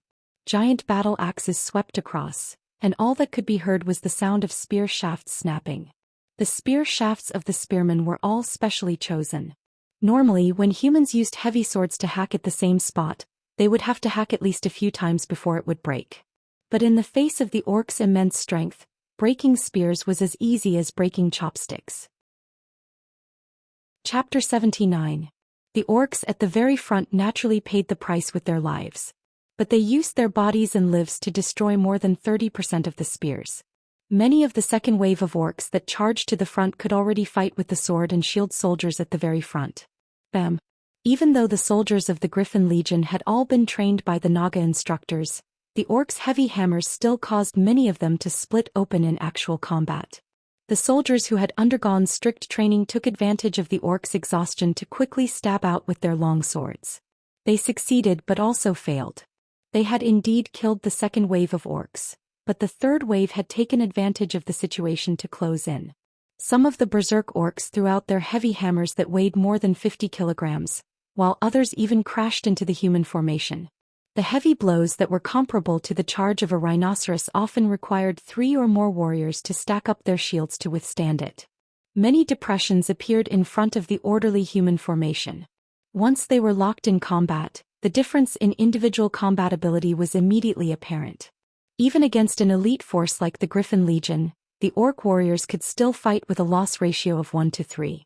This was all thanks to the orcs' terrible armor. These green-skinned orcs usually had less than 30% of their bodies covered in armor, and it was leather armor that was easier to pierce. Once the heart or any other vital point was pierced, the orcs would also be finished. It was just that the orcs' tenacious vitality allowed them to fight for a period of time after receiving a fatal injury before collapsing to the ground and dying. Anduin Lothar waved his heavy sword and fought at the very front. He was perhaps the most eye-catching existence in the human camp. He used a two-handed sword like it was a one-handed sword. His solid but unflashy swordsmanship allowed him to finish off his enemies in the simplest and fastest way. There were already more than 20 orc corpses lying in front of him. The commander should have been at the center of the army. But now that this kind of tactic had lost its meaning and required courage, he came to the front lines. A solid pillar of support could give the soldiers more confidence. On a nearby mountain, General Seamus made the same choice as Lothar. It was a pity that the difference in strength between the two sides was too great. Whether it was in terms of military strength or individual combat power. Every time Lothar cut down the orcs at the front, the ones at the back who were already impatient would immediately fill in the gaps, roaring as they launched crude yet powerful attacks. Less than half an hour into the battle, Lothar believed that he had caused no less than 1,000 casualties to the orcs. However, this number of casualties was simply a drop in the ocean compared to the orcs that were everywhere. Lothar could still fight. He waved his sword and stabbed, hacked, and slashed the ferocious-looking orcs to death. However, he could clearly feel the number of soldiers around him decreasing rapidly. The originally thick phalanx had become thin, and Noxus did not even need to look back to see that it had become deep behind him. There were 3 horizontal formations arranged along the mountainside. Behind the formation were a large number of injured people who were unable to move or had difficulty moving. To make matters worse, there were many orcs that he had never seen before. These orcs were slightly smaller than their brethren. They wore loose robes and carried staves. After a few seconds of crazy chanting, a Griffin Legion soldier would go berserk. Some would rush out of the formation and attack the orcs, only to be engulfed quickly. Or worse, they would slash their swords at their comrades who had been fighting alongside them. Anduin knew that the collapse of the battle line would happen in the next 2 to 3 minutes. "Commander, Duke Fordragon has ordered you to retreat." The voice of the messenger suddenly sounded behind Lothar. "Retreat? How do you expect me to retreat?" Looking at the orcs who were still moving quickly over the mountains, Lothar knew that if he did not stop the orcs' attack, what awaited them would be a faster and more severe defeat. Lothar tilted his head and saw that General Seamus' troops on the mountain peak next to him had not been defeated either. However, their losses were a little worse than his. There were only 2 horizontal lines left. Lothar did not know that at this moment, more than a dozen nobles dressed as private soldiers had crept up the empty mountain peak. They nimbly dismounted from their horses and unloaded all the things that were on the horses. While they were doing this, a warrior wearing the standard Stormwind armor with the insignia erased almost couldn't help but draw his sword and rush down to help. However, he was stopped.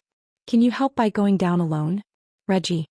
The one who was called Reggie was naturally Reginald Windsor, the future marshal.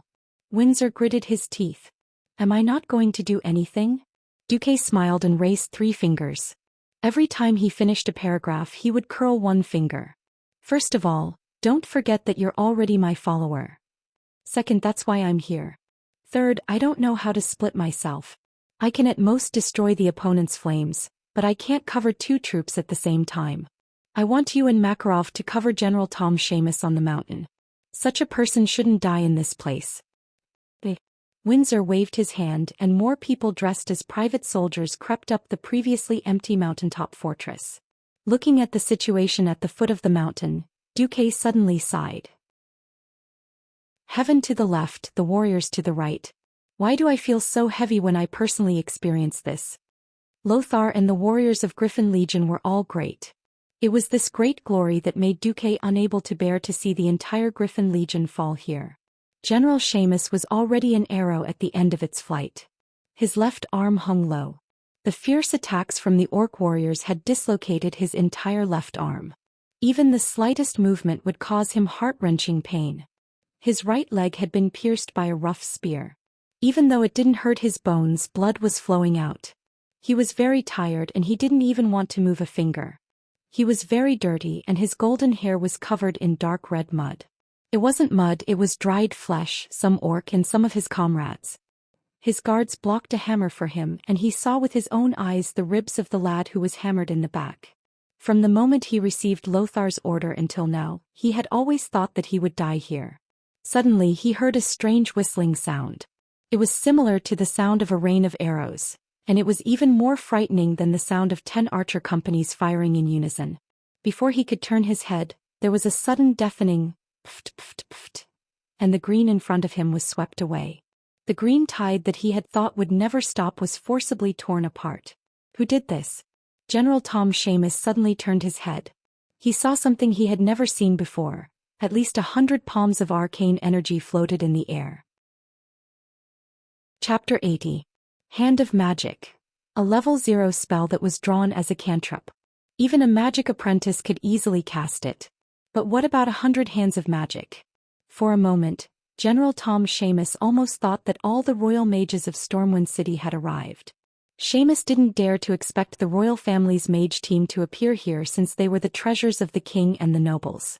There was a saying in the upper echelons of the military that unless the enemy attacked Stormwind City, they wouldn't be able to see all the royal mages. Mages were mysterious, powerful, and noble. Their food and accommodation had to be the best. Even if the whole army was eating grass, the pharaoh had to eat white bread. And they couldn't tolerate any noise when they were resting. The scarcity of mages led to mages rarely going to the battlefield. The team of mages on the battlefield today was put together by Duke Bolvar Fordragon and several nobles. When they decided to retreat, they retreated as soon as possible. Why were there mages on the battlefield? And they looked like they were on the same side.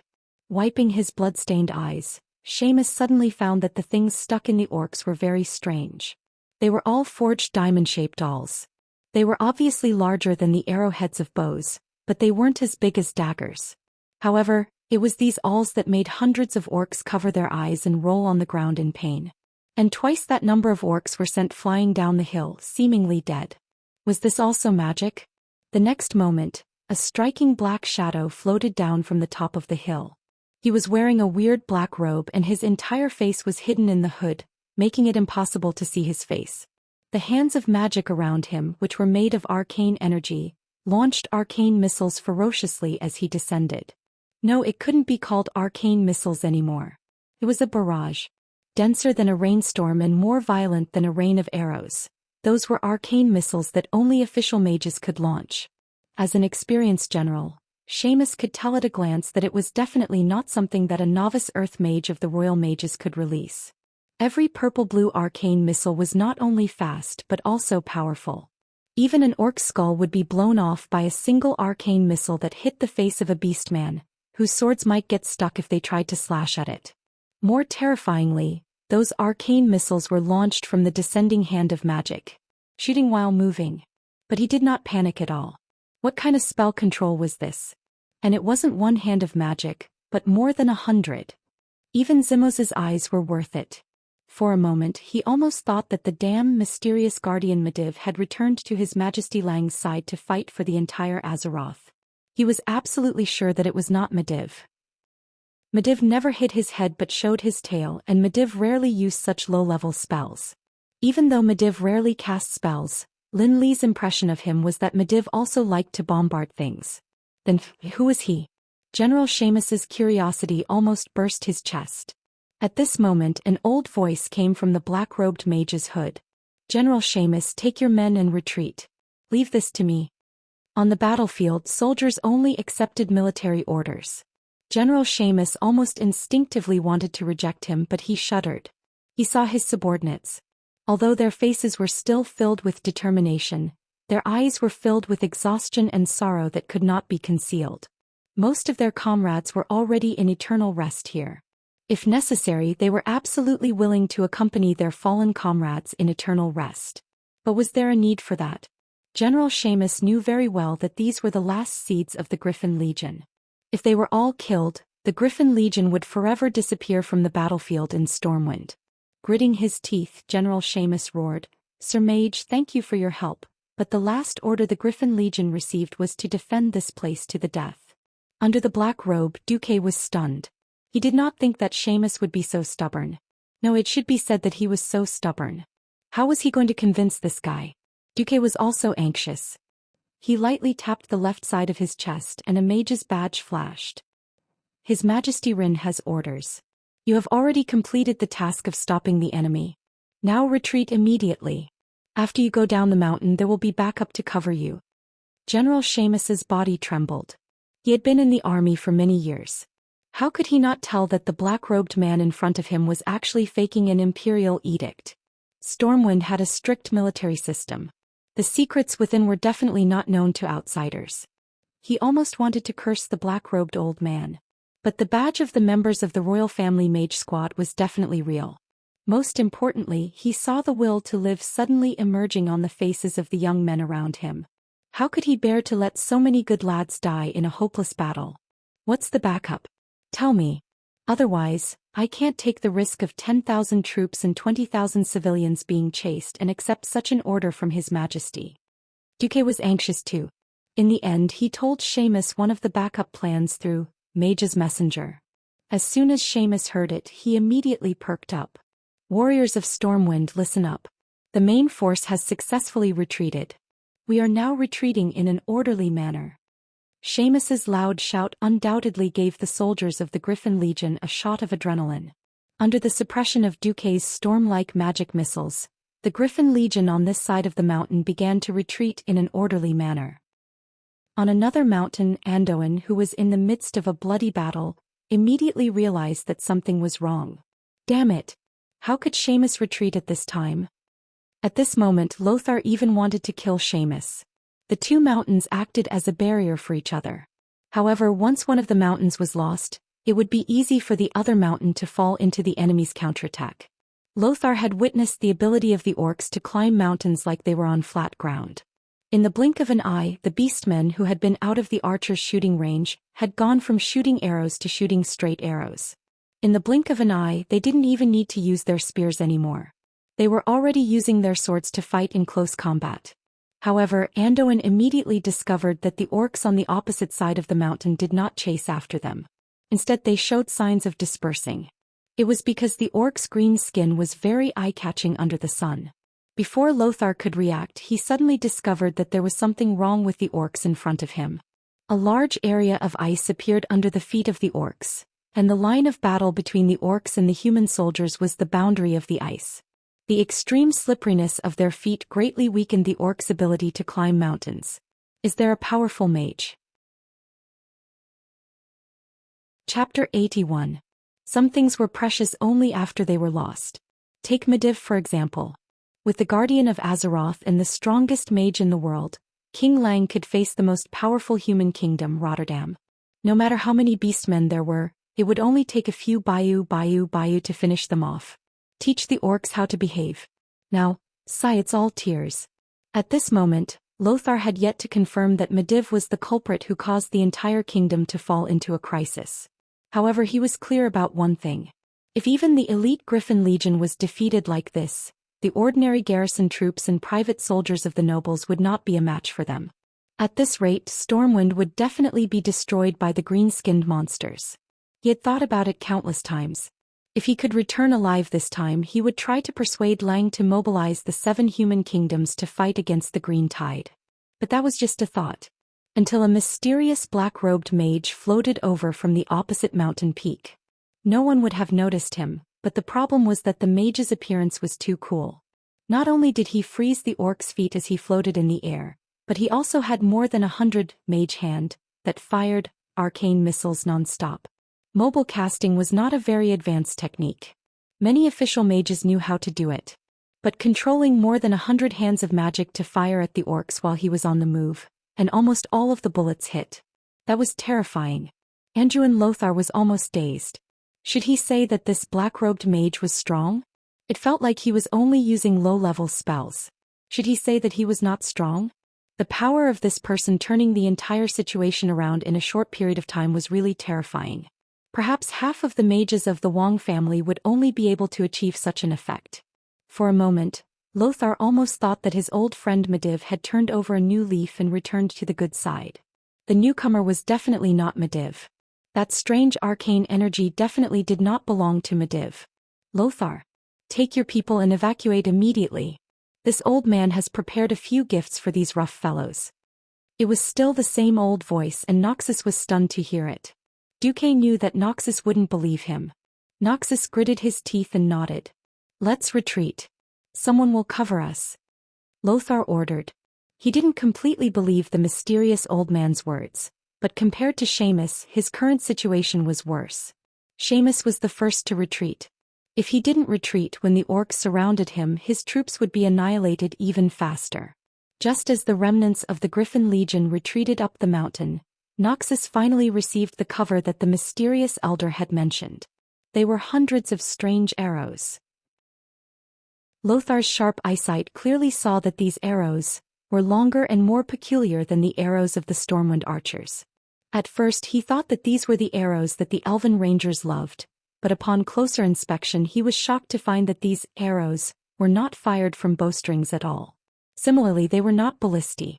Noxus couldn't possibly understand that this was a piece of technology that Duque had brought that could be replicated in this era. As a player who had also played Total War Rome 2, Duke accidentally found a piece of information. He had forgotten about this piece of information, but the system genie managed to find it. That was the Roman heavy javelin. The spearhead of the heavy javelin had been specially made. First, one of the rivets on the spearhead had been replaced with wood, so that the javelin would break upon impact, making it impossible for the enemy to pull it out and throw it back. Then the great Emperor Caesar had also made improvements to this kind of javelin. He added a hard iron spearhead to the soft metal shaft, so that the javelin's penetrative power was greater. However, the spearhead was not fully quenched, so it would bend after impact and be difficult to pull out. Later, there were light javelins with lead lumps added to the wooden and iron joint. These javelins had a longer flight range. So what Noxus saw was the final version of the heavy javelin after 3 generations of improvements. On the hilltop, hundreds of young fishermen were throwing javelins after javelin with all their might. After several months of training, they were already very familiar with throwing this strange javelin. However, they had no idea that from the beginning, Duque had not trained them to hunt whales, but to make them javelin throwers. Light bows and arrows could not cause fatal damage to the strong orcs, but javelins were different. The heavy and specially made javelins drew beautiful parabolas in the air. They flew over the heads of the stunned Griffin Legion soldiers and accurately pierced into the burly bodies of the orcs. Under the acceleration of gravity, javelins became sharp weapons that spread death. More than once, orcs that had been pierced in their vital parts were sent flying and rolling down the hillside, even crashing into several orcs. Coordinated with Duque's arcane bullets, the javelin team easily suppressed the entire orc army's offensive. The javelins in the pillbox on the hilltop seemed to pour out endlessly towards the orcs. The entire hillside reverberated with the screams of the orcs, the cheers of the Griffin Legion soldiers, and the whooshing sounds of the javelins breaking through the air. Good kill. Friends on the hilltop, from today onwards we are brothers. The Griffin Legion soldiers had seen their comrades fall one by one, but were helpless against these barbaric and crude green-skinned creatures. They had long since been suppressing a bellyful of anger. Now that they saw the orcs suffer heavy casualties, they naturally cheered. Only Noxus was clear-headed. He knew that this kind of attack could not last for long. Warriors, bring the weapons of your comrades. The future recruits of the Griffin Legion will need the inheritance of the heroic spirits of these brave warriors. Noxus had already realized that the weapons produced by Stormwind City's craftsmen would not be able to meet the needs of such an all-out war. The road to the hilltop was not easy, but it was nothing for the Griffin Legion soldiers who had not yet exhausted themselves. On the hilltop fortress, Noxus took off his sweaty helmet. He was shocked to find that the people who had protected them with their lives were actually a group of tanned fishermen. They were bare-chested and continued to throw bundles of javelins to the orcs as death gifts. The orcs closest to them were also suppressed 100 meters away. Noxus immediately thought of something and walked in front of Duque. Esteemed Sir Mage, may I ask, what is your relationship with Duke Marcus? That kid is my disciple for the time being. Duque continued to speak with the voice-changing system that the system elves had helped to create. He spoke in a tone that seemed to be taking advantage of his seniority and age. Noxus was very smart and he immediately thought of many things. So the experienced Duque actually had such a mysterious and powerful teacher supporting him. No wonder. Chapter 82. If that was the case, many things could be explained. Noxus didn't know that someone had prepared so many backups without him knowing. He shuddered at the thought of the old man in front of him being an enemy. I know that the situation is urgent, but I still need a reason. Why did you help us? Noxus stared at Duke, who was disguised as an old man. Duque stretched out his hands, revealing 2 old hands that had been specially made up. He gently pulled back his hood, revealing a white beard. Just because I'm a human? Is that a good enough reason? Noxus' body trembled. Right. What a simple reason. In the face of a strange foreign invasion, it was natural for humans to band together to defend against the enemy. Noxus changed his tone. We have many injured soldiers. We will not abandon our comrades. Lads, the second stage. Duque clapped his hands and a group of peasants rushed out from the back of the mountain. Noxus was no fool. He could tell at a glance that many of the peasants were lumberjacks from the nearby East Cove lumberjacks. They pulled a large number of long ox carts that were originally used to carry logs, eagerly helping the uninjured Griffin Legion soldiers move them onto the ox carts. Noxus was dumbfounded. The other party had prepared so well.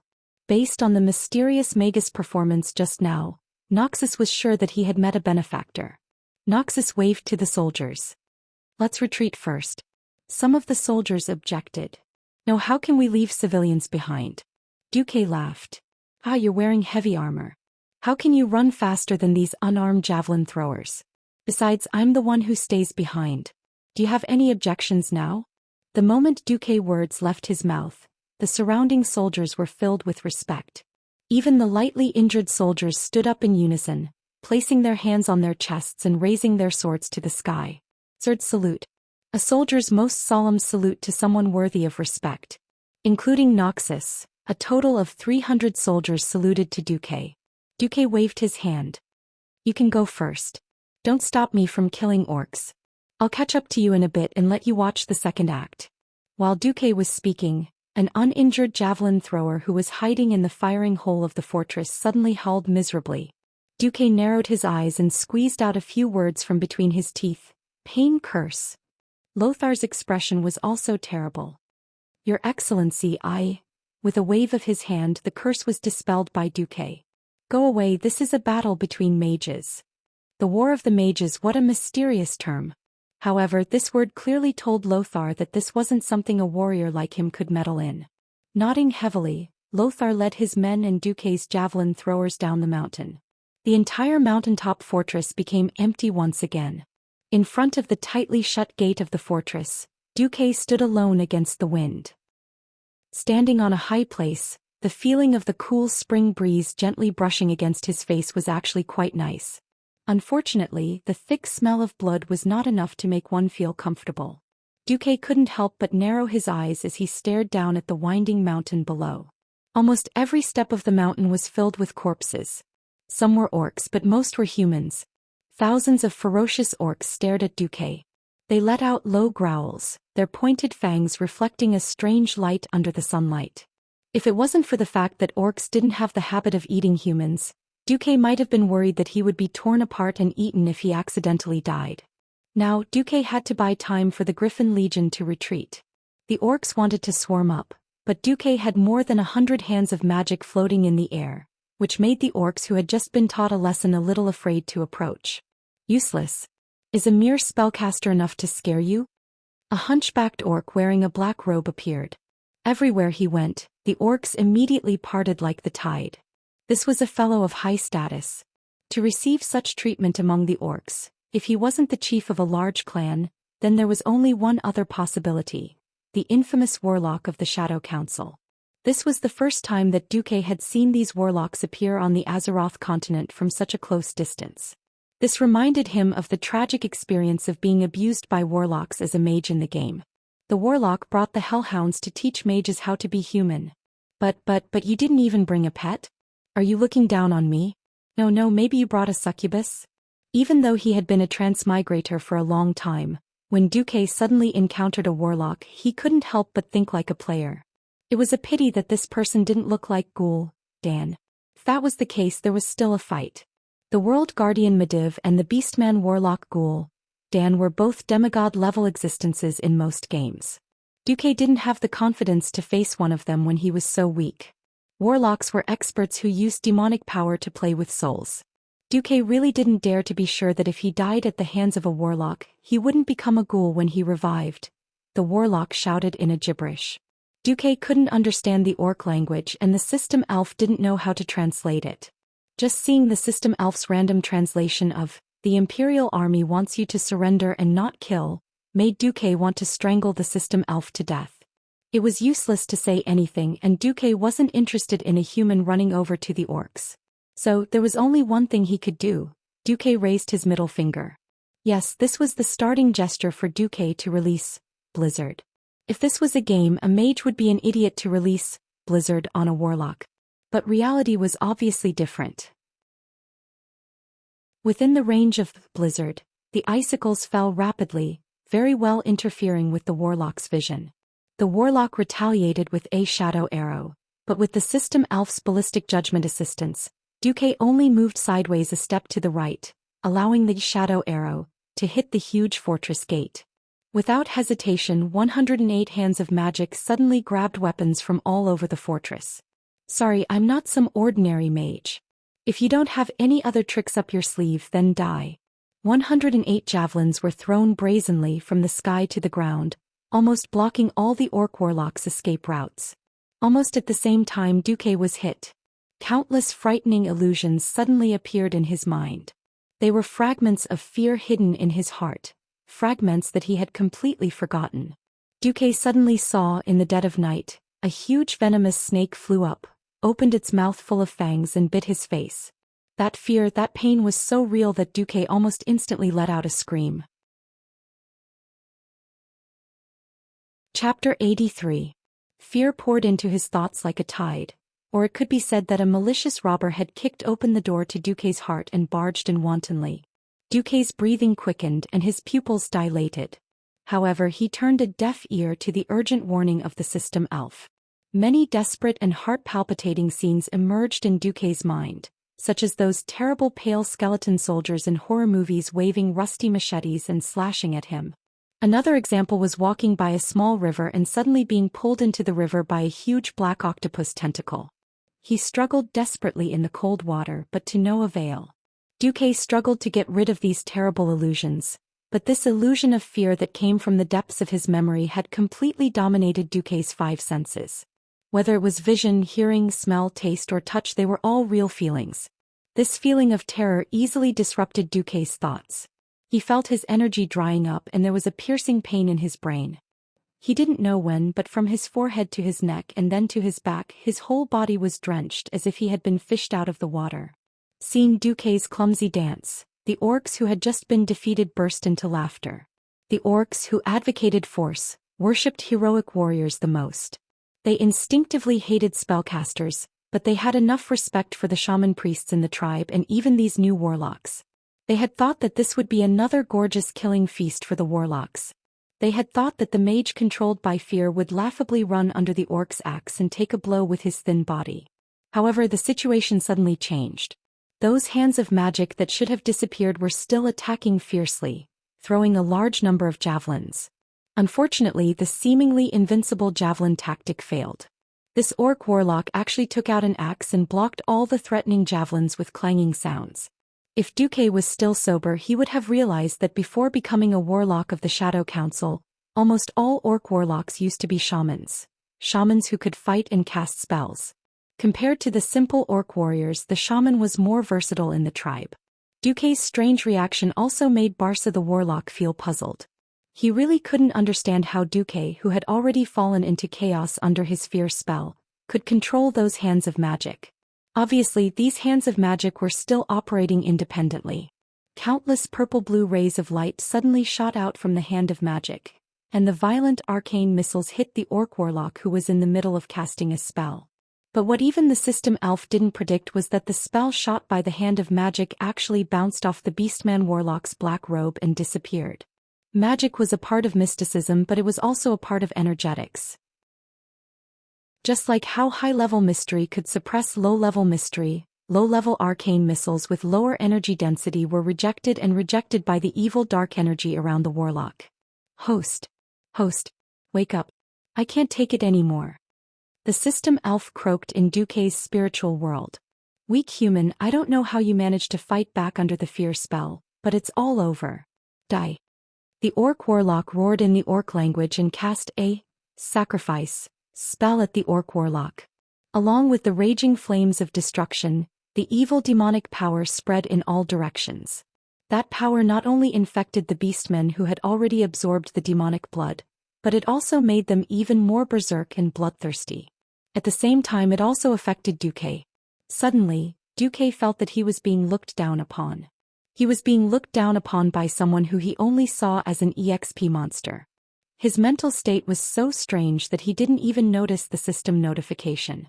Stimulated by unknown demonic energy, you have triggered the negative soul status, pride of the 7 sins.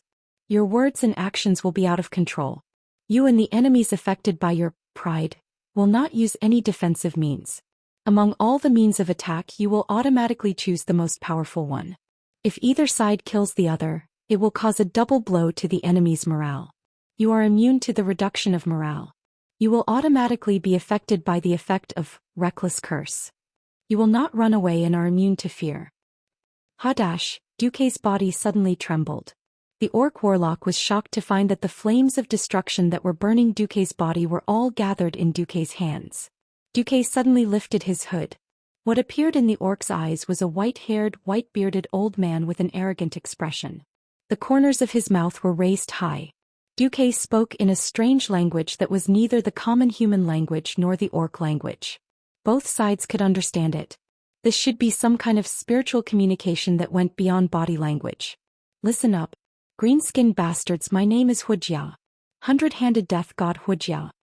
The world of Azeroth is my playground. There is no place for ugly monsters like you to join in. Let me tell you, I even killed Ghoul, Dan's boss kill, Jaden countless times. Ghoul, Dan is nothing. If you know what's good for you, then scram back to where you came from. Otherwise I, Wuxia, will show you what regret and despair are. The beastmen were dumbfounded by his words. They didn't know who Kill Jaden was, but almost every orc knew how powerful Ghoul, Dan was. This skinny human actually said, Ghoul, Dan is nothing? After a short moment of shock, the orcs all roared in anger. But Duque's arrogance did not decrease. He raised his chin high and looked at the millions of orcs like they were trash. Ghoul, Dan's power came from the devil. More accurately, it came from Kill Jaden. This was a top secret. Not many warlocks in Ghoul, Dan's Shadow Council knew about it. But this warlock in front of him was one of them. He stretched out his strong arm and grabbed a chief next to him. Leave this arrogant guy to me. Tell your people not to make a move. Right now, the chief of the tribe was the mastermind. But any chief with a brain knew that the real power was in the hands of Ghoul, Dan and his Shadow Council. The chieftain nodded and barked a few words at his men. Instantly, the entire place was silent. Weak humans. Let me, Balsa, show you how terrifying the power of destruction is. Duque raised a hand and beckoned with his index finger. Come. Chapter 84. Provocation. Absolute provocation. Ghoul, Dan's status in the tribe was second only to one and above tens of thousands of people. The Shadow Council was an organization that controlled the power of the tribe. Every warlock had a sense of superiority. Plus, pride had an effect on Balsa and Duque. It was hilarious.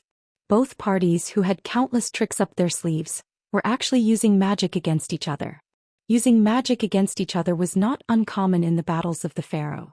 Completely abandoning defense for an attack was something that had never been seen before. It should have been a hilarious scene, but because both parties poured all of their magic into this attack, it suddenly became extremely thrilling. The tip of Balsa's magic staff was also a skull. If one looked closely, they would realize that it was made from the skull of a high-ranking Drenii priest. The evil Balsa forced this Drenii priest, who once believed in the holy light, to witness the murder of thousands of Drenii children. He was tortured inhumanely and then soaked in a pool of blood to drown him. Finally, his resentful soul was imprisoned in his skull. The wavy evil resentment that this skull's staff emitted could be seen with the naked eye. The dark light on the magic staff became brighter and brighter. 3 faint black halos with mysterious runes appeared on the body of the staff. From the top to the bottom, the front, the middle, and the back of the staff formed a cone shape. The largest halo instantly expanded to a radius of about a meter. The two halos at the front and the back were rotating clockwise, while the one in the middle was rotating counterclockwise. It's like a strange drill. Gulp. Accompanied by an unknown incantation, an ink-black pillar of light suddenly appeared. It pierced through the curtain of air in front of him, swept away the golden light of the sun, and pierced straight towards Duque, who was in front of the gate of the fortress. The light was so dark that it seemed like it could destroy the entire day and forcefully pull the world into the realm of night. This light also shocked every pair of eyes on the battlefield, and countless orcs subconsciously lowered their gazes. They did not dare to look at it. However, in the next moment the orcs raised their heads again. They felt a gust of blazing wind blowing towards them, and a scorching hot breath brushed past their cheeks. They could not believe their eyes. At this moment time seemed to freeze. Sun. There were actually two suns in the world. No, it wasn't a sun in front of him. It was a huge fireball that looked like a sun. With a radius of more than 50 meters, it was enough to burn an entire mountain, let alone a single beastman. In the depths of the orc warlock's red eyes, his pupils shrank to a point. He slightly opened his jaws full of fangs and breathed heavily. The orcs next to him thought he was nervous. Only he who had personally experienced the battle between the orcs and the Draenei knew that he had been fooled. This mysterious powerful wizard, in front of him, was just a fake. What high-ranking pharaoh? What human powerhouse? Bullshit. Who was it trying to fool with such a motley and low concentration of magic power? It would be difficult for a true mage to produce so many impurities in their own magic power. Regardless of whether he was an old man or not, his magic level was definitely not high. Barca was enraged. He was truly enraged. He stabbed with his magic staff and shot out all the magic power he had infused into the staff. Go to hell. You. Originally, Barca wanted to shout out the word liar, but he was stunned again. He didn't even realize that the magic staff that he was holding tightly had loosened its grip on his rough and powerful knuckles. The speed at which his opponent gathered magic power was too fast. It was not something that a low-ranking wizard could do. Both of them had infused all their magic power, but Barca's casting time was a full 3 seconds. How could his opponent cast it instantaneously? Barca also knew that high-ranking warlocks could greatly reduce the casting time by training their own casting techniques. However, wasn't his opponent's technique too terrifying? The huge fireball came crashing down. The airflow and dust stirred up by the fireball caused all the orcs' whips and hair to fly in the opposite direction. The orcs seemed to be scared out of their wits. This group of rough men who only knew how to fight hand-to-hand were instinctively afraid of this seemingly powerful super fireball. Only Balsa's eyes were filled with disdain. He wanted to say, "Watch my shadow arrow, blow up that guy's fireball and turn him into ashes in the shadow." However, the situation changed once again. The huge fireball arrived before the shadow arrow could travel more than 10 meters. There wasn't the earth-shattering collision that Barca had expected. Instead, the huge fireball split into 108. It changed from a brute force, flame blast, to a skillful, rapid fireball. This was no different from letting Barca punch the air. These fireballs seemed to have been dispersed by the shadow arrow, but in reality they drew bright and blazing arcs in the air. Before the shadow arrow could reach its target, the fireballs had already landed on Barca's body. Bang bang bang bang. The continuous explosions turned into a long explosive sound. Indeed, the fireball that was infused with such a low concentration of magic power couldn't hurt Barca directly.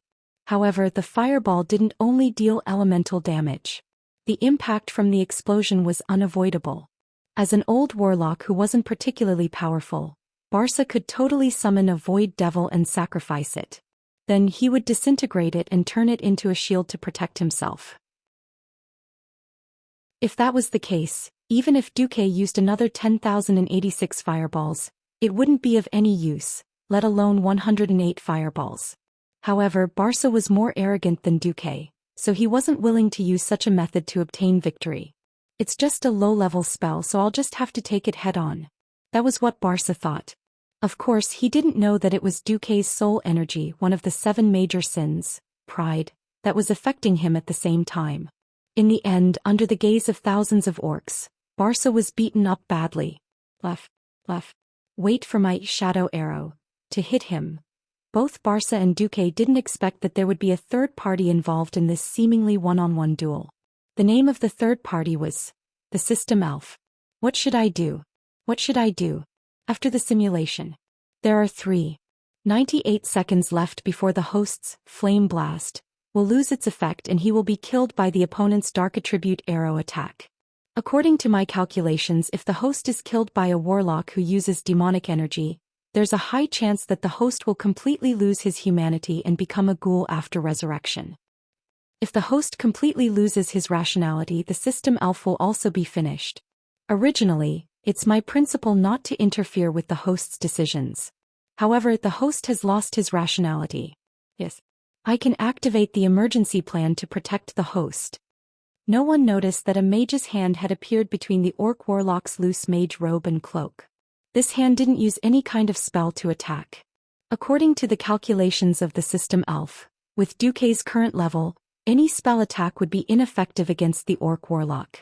Therefore, the System Elf very treacherously picked up the broken sword of a human warrior on the ground and quickly stabbed it from behind. Chapter 85. Intense explosions were happening all around them. The strong shockwave escaped the senses of the orc warlock. He did not expect that the arrogant human in front of him would stab him in the back. Of course, he did not expect that it was a System Elf who did it on his own. Therefore, when he felt a sharp sword avoid his left shoulder and stab into his heart, his face was full of disbelief. He wanted to scold, but the System Elf was afraid that he would not die. It twisted the sword around his heart a few times, almost cutting him into minced meat.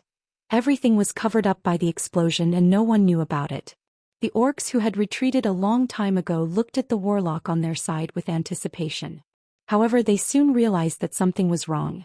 The menacing shadow arrow lost its aim halfway through its flight. It tilted to one side and shot into the mountain, dyeing a large area of the mountain black.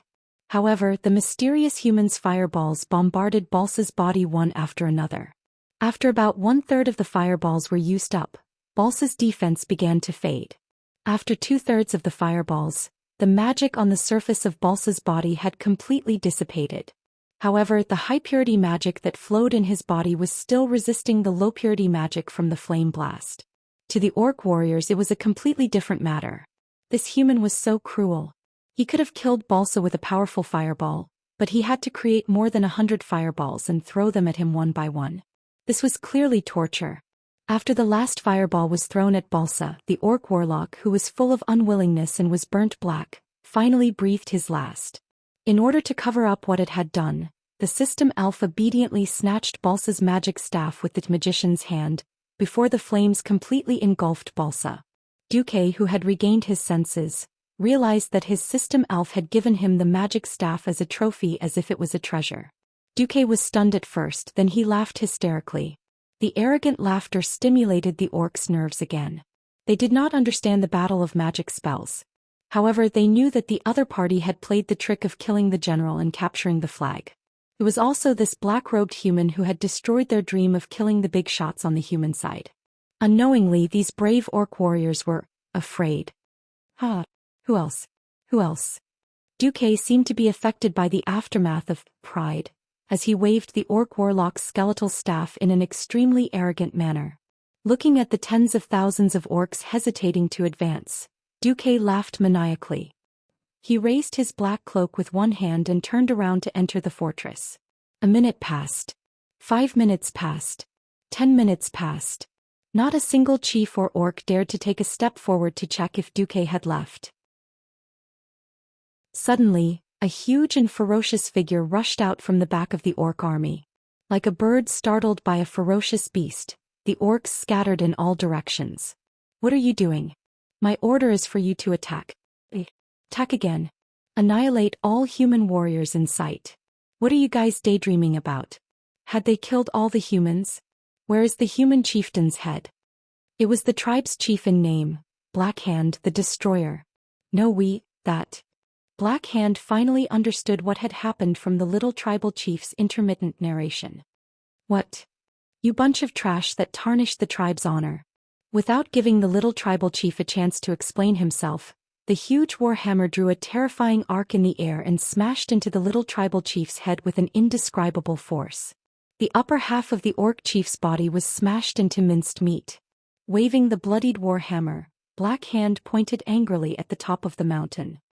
The great tribe does not need cowardly orcs. Go after them. Driven by the chief's anger, the once stagnant green torrent began to surge once again. The orcs almost destroyed all the human buildings they could see. After passing through the fortress at the top of the mountain, they arrived at the back of the mountain. The orcs saw the human army's tail. They were moving at a slow speed into the forest at the foot of the mountain. Starting from the forest that was the boundary of the elven forest. Chase. Behind them was the chief. Firstly, the orcs had lost their path of retreat. Secondly, they were ashamed of their cowardice just now. They roared angrily and waved their battle axes and war hammers as they poured down from the mountain. The orcs' strange movements naturally alarmed Lothar, who was at the back. He and General Seamus, who had just regrouped, looked at each other and saw the seriousness in each other's eyes. Seamus said, "What a terrifying lord. Not only is he extremely powerful, but he also knows the movement patterns of those green-skinned monsters so well." Lothar was about to say something when he suddenly saw a cavalry rushing towards him. Lothar could tell that it was a noble's cavalry, and the leader was Duke Bolvar for Dragon. "Oh, Thoradin the Great above, Lothar. You've survived." Bolvar did not hide his ecstasy. He reined in the horse that was panting heavily and jumped down to give Lothar a big hug. The sound of two real men's armor clashing was so pleasant to the ear. "Thought I was going to die too." Lothar was also very moved to see Bolvar risking his life to help. As the highest commander of the retreating army and a duke of high status, Bolvar could have just left or sent his subordinates to receive him. But Bolvar had come and he'd gathered all the private cavalry of the nobles.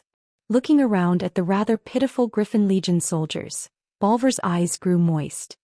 "You've done very well." Bolvar turned his gaze to the torrent pouring down from the mountain. "You guys retreat first. I'll help you launch a counterattack before they descend the mountain and enter the forest." It was not a good idea to charge towards the high ground on horseback. Under normal circumstances, this would be the only way to protect the Griffin Legion. Seamus spoke at this moment. He pointed at the black dot floating down the mountain before the green flood. "It seems that there's no need for that. That lord is here." Bolvar noticed that Lothar had a clear expression of relief on his face. "Which lord?" Lothar sighed. He called himself the hundred-handed reaper Wuxia in the mage's message. "He's the teacher of that Duke Marcus." Seamus added, "A very powerful high-ranked mage." Chapter 86. Lothar patted young Bolvar's shoulder. "Let's go. We'll talk about the details later." Since Lord Wuxia was able to delay the orcs for so long, he must have a backup plan. Backup plan? Bolvar's curiosity was about to explode. "Let's go first," Lothar said without hesitation. The Griffin Legion and Bolvar's 300 cavalry rushed through the forest before the orc army could charge down the mountain. They followed the pontoon and wooden bridges that had been set up beforehand and crossed a river with a rather low water level. Feeling the moist spring air and looking at the low water level, Lothar fell into deep thought. The orcs were here. When Lothar and the last soldier of the Griffin Legion crossed the pontoon bridge and stepped onto the opposite shore, the already deafening roars of the orcs suddenly rose to a new level. The ear-piercing screams of the orcs pierced the eardrums of Lothar, Bolvar, and the others. A green wave even more terrifying than the one at the Riedridge Mountains squeezed out from the small forest they had just passed. From every gap in the trees, there were roaring orcs charging out with weapons. There were simply too many of them. Lothar had no choice but to turn his head to look at the rapidly expanding front line of the orcs. It was still that majestic aura that could swallow mountains and rivers. Young Bolvar didn't feel much, but Lothar and Seamus narrowed their eyes and looked seriously at the messy flags that looked like scribbles. Their expressions changed once more. Damn it, the greenskins have increased their numbers. Even though Lothar couldn't really tell, he instinctively felt that there were at least 30% more flags that he hadn't seen before. Exchanging glances with Seamus, they knew what they had to do.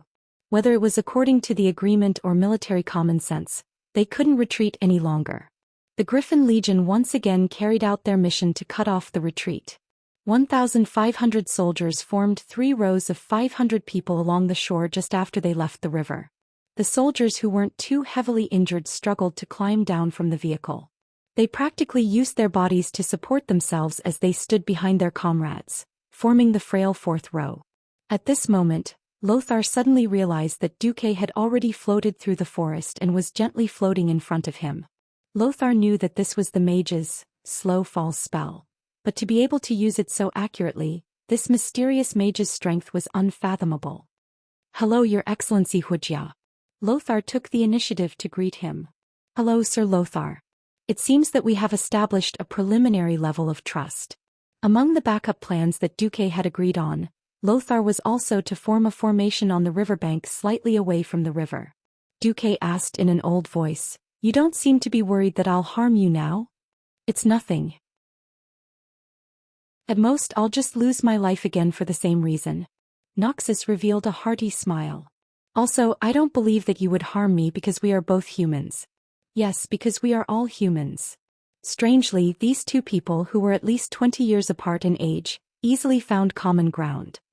"How was the battle with the spellcaster just now?" Lothar was all smiles when he saw Duque appear. The result was certain. The only question was how much he would win. Duque did not say anything.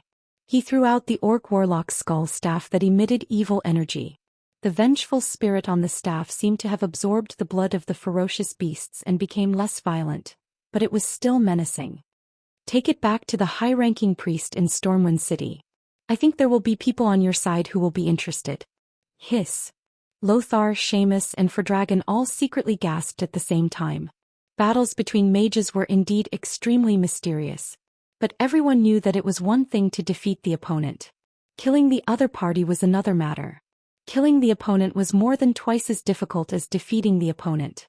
Now, this mysterious Wuxia actually performed the mage's version of killing the general and capturing the flag under the watchful eyes of tens of thousands of orcs. What kind of power was this? They thought of how Duque had suppressed 2 waves of orcs' frenzied attacks by himself and saved the entire Griffin Legion.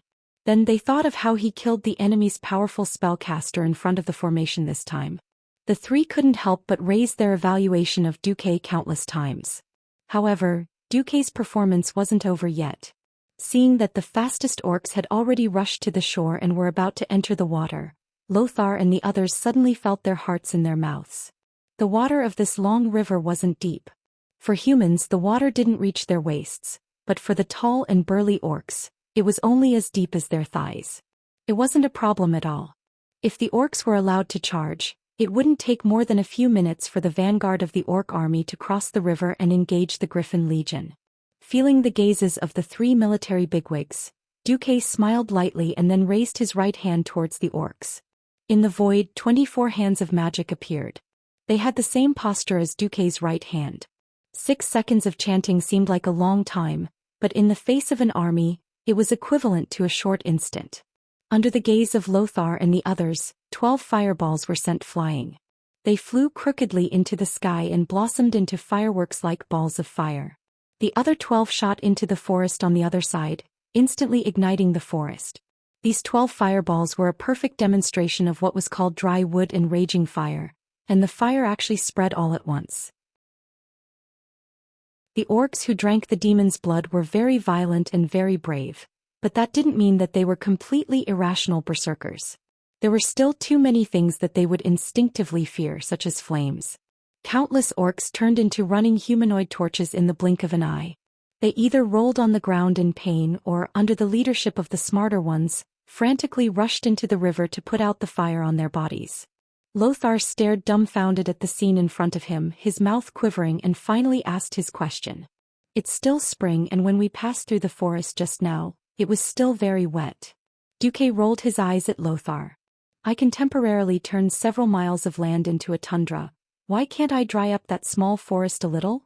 Seamus, Bolvar, Lothar, they were all stupefied. What a terrifying amount of magic power. Was this guy really human? That's right, Duque was using Darson's scorching furnace. His magic power wasn't enough to heat the entire forest to the point of spontaneous combustion, but he could still dry it a little. This was the greatest benefit of inheriting the Sun King's arcane fire circuit. Even though he wasn't a true sky wizard, 3 months of seclusion had allowed Duque to possess a terrifying amount of magic power that far exceeded most sky wizards. Even compared to many morning star wizards, Duque's magic power was not inferior in the slightest. Duque's fire stratagem was indeed impressive. At a glance, at least 2,000 or 3,000 orcs were buried in the sea of fire.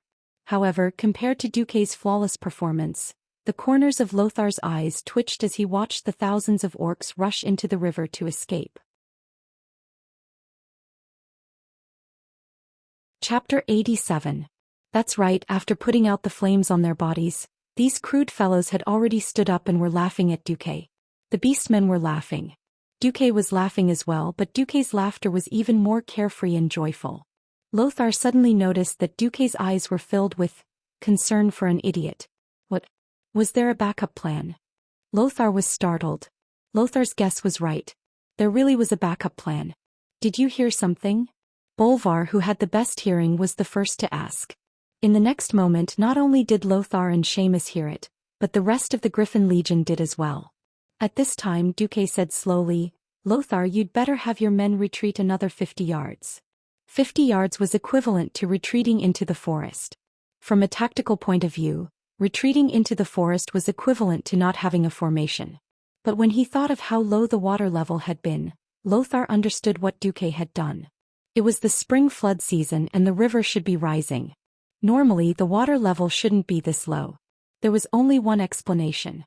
Duque had ordered his men to build a dam at Steel Lake upstream of the river to hold back the water. This was done after the entire Stormwind army had passed through and entered the Reedridge Mountains. Thinking of how Duque had secretly used the workers from the East Cove lumberyard, it wasn't hard for Lothar to guess that it was these workers who had helped build the dam. Terrifying. Too terrifying. Who would have thought that this mysterious old magus was not only powerful, but also so resourceful? If he wanted to ambush the Stormwind army, not a single one of them would be able to escape. While Lothar cheered in his heart, he was also secretly shocked. Thankfully, this magus isn't an enemy of Stormwind. Lothar hurriedly ordered his men to retreat. For a well-trained army, this wasn't a problem. 10 seconds later, the Griffin Legion's warriors were secretly delighted to see the beastmen who had been laughing at them suffer. With an earth-shaking rumbling sound that could destroy the mind of any tribal warrior, a raging wave that could blot out the sky and cover the earth swept down from the upper reaches of the river. It was mixed with countless debris and the anger of human beings, pouring down in a furious manner. Before the Horde invaded the world of Azeroth, the Bloodring clan was once the most powerful clan in the Horde. Now the Bloodring clan was still one of the top clans in the Horde. Under the leadership of Old Kilrog Deadeye, the Bloodrick clan possessed the indomitable wildness necessary for many years of successful campaigns. For example, attacking the Dreeneyes Shotrath city. Noxus saw that there were many large ships coming down the river along with the flood. The human sailors on the ships were beating drums and throwing javelins at the orcs who had luckily escaped the disaster. Seeing the scene before him, Noxus had already lost the ability to speak. At this time, Duque slowly turned around. Go, the Griffin Legion needs the enemy's head as a sacrifice to their comrades. Seeing the previously aggressive orcs turn into drowning dogs, Noxus actually felt a little disappointed. This wasn't the opponent he wanted. Bolvar stepped forward and patted Noxus' shoulder plate. We all know how strong these green-skinned creatures are. The elven forest can't be defended, and the nobles who have lost their territory need a place to vent. I don't want the Griffin Legion to become a target. Noxus quivered and immediately came to a realization. Yes, he was indeed an outstanding commander. But he definitely wasn't an outstanding politician. In terms of tactics, the Griffin Legion had already done their best. So what? With the Reedridge Mountain lost, the soldiers of Stormwind City couldn't possibly be a match for the orcs in the forest, where individual strength was the most important. The nobles who had lost their territory would naturally choose to vent their anger. It was obvious that the Griffin Legion, who hadn't fought well, was the best scapegoat. Noxus couldn't bear to see them being blamed by the nobles after making such a huge sacrifice. Even the compensation would be deducted. Fortunately, if they could bring back enough orc heads, it would be the best proof of the Griffin Legion's bravery. Noxus suddenly waved his sword. Griffin Legion, advance. Kill those green-skinned beasts that have come ashore. Chapter 88. Noxus could clearly feel the sword in his hand trembling from his rage. The blood-stained blade that he hadn't even had time to wipe off glowed with his will. Was it his determination to defend the human world? Was it his unwillingness to accept the shackles of the nobles? Was it his resistance against his impending fate? Noxus himself wasn't sure, but he knew that the unyielding soul burning within his body was telling him that he and his subordinates needed to drink the blood of the orcs. Duque smiled as he watched Noxus lead the Griffin Legion to charge at the orc survivors who were frantically climbing up the river bank. No one could swim with hammers and axes that weighed dozens of kilograms. Although the orcs were strong, they had been ambushed and had lost their weapons. How could they gain the upper hand against the fully armed Griffin Legion? They continued to roar, launching fierce attacks at the human warriors even though they were bare-handed. It was a pity that they lacked the heavy hammers and axes that could easily shatter shields. Their attacks weren't much stronger than the wild beasts in the forest. Shield attacks. Mass stabs of swords and spears. Every 5 or 6 warriors formed a small battle group, and they efficiently harvested the lives of the orc warriors. Balver's cavalry, who had just joined the battle, did the most damage. They charged downstream at high speed and wantonly killed the orcs on the riverbank. A little upstream from where the orcs had crossed the river, the fire was almost unable to spread in the wet forest. Suddenly there was a shocking tremor and many large trees were easily felled. Surrounded by a group of extremely strong orcs, the tribe's chief Black Hand, the Destroyer, arrived at the river bank. When the last tree blocking his line of sight was felled by his personal guards, the tragic state of the tribe was reflected in the chief's eyes. Tragic. Too tragic. Thousands of tribal warriors fell by the side of this unknown river forever. Many of them had been pierced to death by the large number of sharp wooden stakes that had rushed down from the river. A small number had drowned, but most had been shot to death by javelins or surrounded by the human soldiers on the other side of the river. On the other side of the river, the one-sided slaughter continued. The surging waves that were dozens of meters wide prevented Black Hand from sending reinforcements. Roar. Black Hand let out a furious roar from the other side of the river. Apart from that, he was completely powerless. He could only watch as the orcs on the other side of the river continued to fight fervently, but they were still being slaughtered helplessly. There was a striking similarity in history. The 2 men who were destined to become mortal enemies, the future Azeroth Lion Anduin Lothar and the current deputy of the great chieftain Orgrim Doomhammer. Their gazes met in the void across the entire river. This was a very mysterious feeling. It was a premonition that only one of them could survive. It was hard to describe. Of course, for Black Hand, who was standing beside Orgrim, it felt like Anduin was looking at him at this moment. Black Hand let out a deafening roar when he saw Anduin stepping on the back of an orc who was struggling. Puny humans. If you still dare to kill orc warriors, I will cut off your head and use it as a urinal. Of course, Black Hand was shouting in orc language. It did not hinder Lothar and the Griffin Legion soldiers who were across the river from him. All of a sudden, hundreds of people looked at Lothar. Lothar wiped his bloodied face with his left hand and grinned at Black Hand. Anyone could tell that it was a sarcastic smile. In the next second, he grabbed the struggling orc's head with one hand and cut its throat with the sharp sword. Then he swung the sword back and forth forcefully to cut off the orc's head. Lothar raised the bloody and ferocious-looking orc's severed head high in his left hand, and roared back at Lothar in a loud voice. Go to hell, orcs. Long live the King of Rin. Long live the Stormwind. Long live the humans. Almost all the human soldiers were imitating Lothar. They either raised the severed head in their hands or raised their swords that were stained with blood. All of a sudden, the side of the river became hell for the orcs and heaven for the human soldiers. Go to hell, orcs. Long live the King of Rin. Long live the Stormwind. Long live the humans. With lofty sentiments and a spirit that could swallow mountains and rivers, the angry roars of the humans that rejected the invaders soared into the sky. After the orderly shouting, there were all kinds of sarcasm and laughter. Haha. Go to hell, green-skinned monsters. I'll kill everyone that comes. We're not afraid of you, you brute. The provocation of the humans was beyond words. The great chief, Blackhand's green face, was very dark. The huge warhammer smashed into a tree next to him.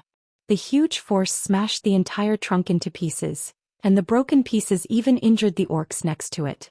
However, he really could not do anything. On the shore, Duque did not attack again. His magic power was almost exhausted. Although the arcane fire circuit was still continuously providing him with magic power, he could clearly feel his spiritual power weakening. Today he had done very well.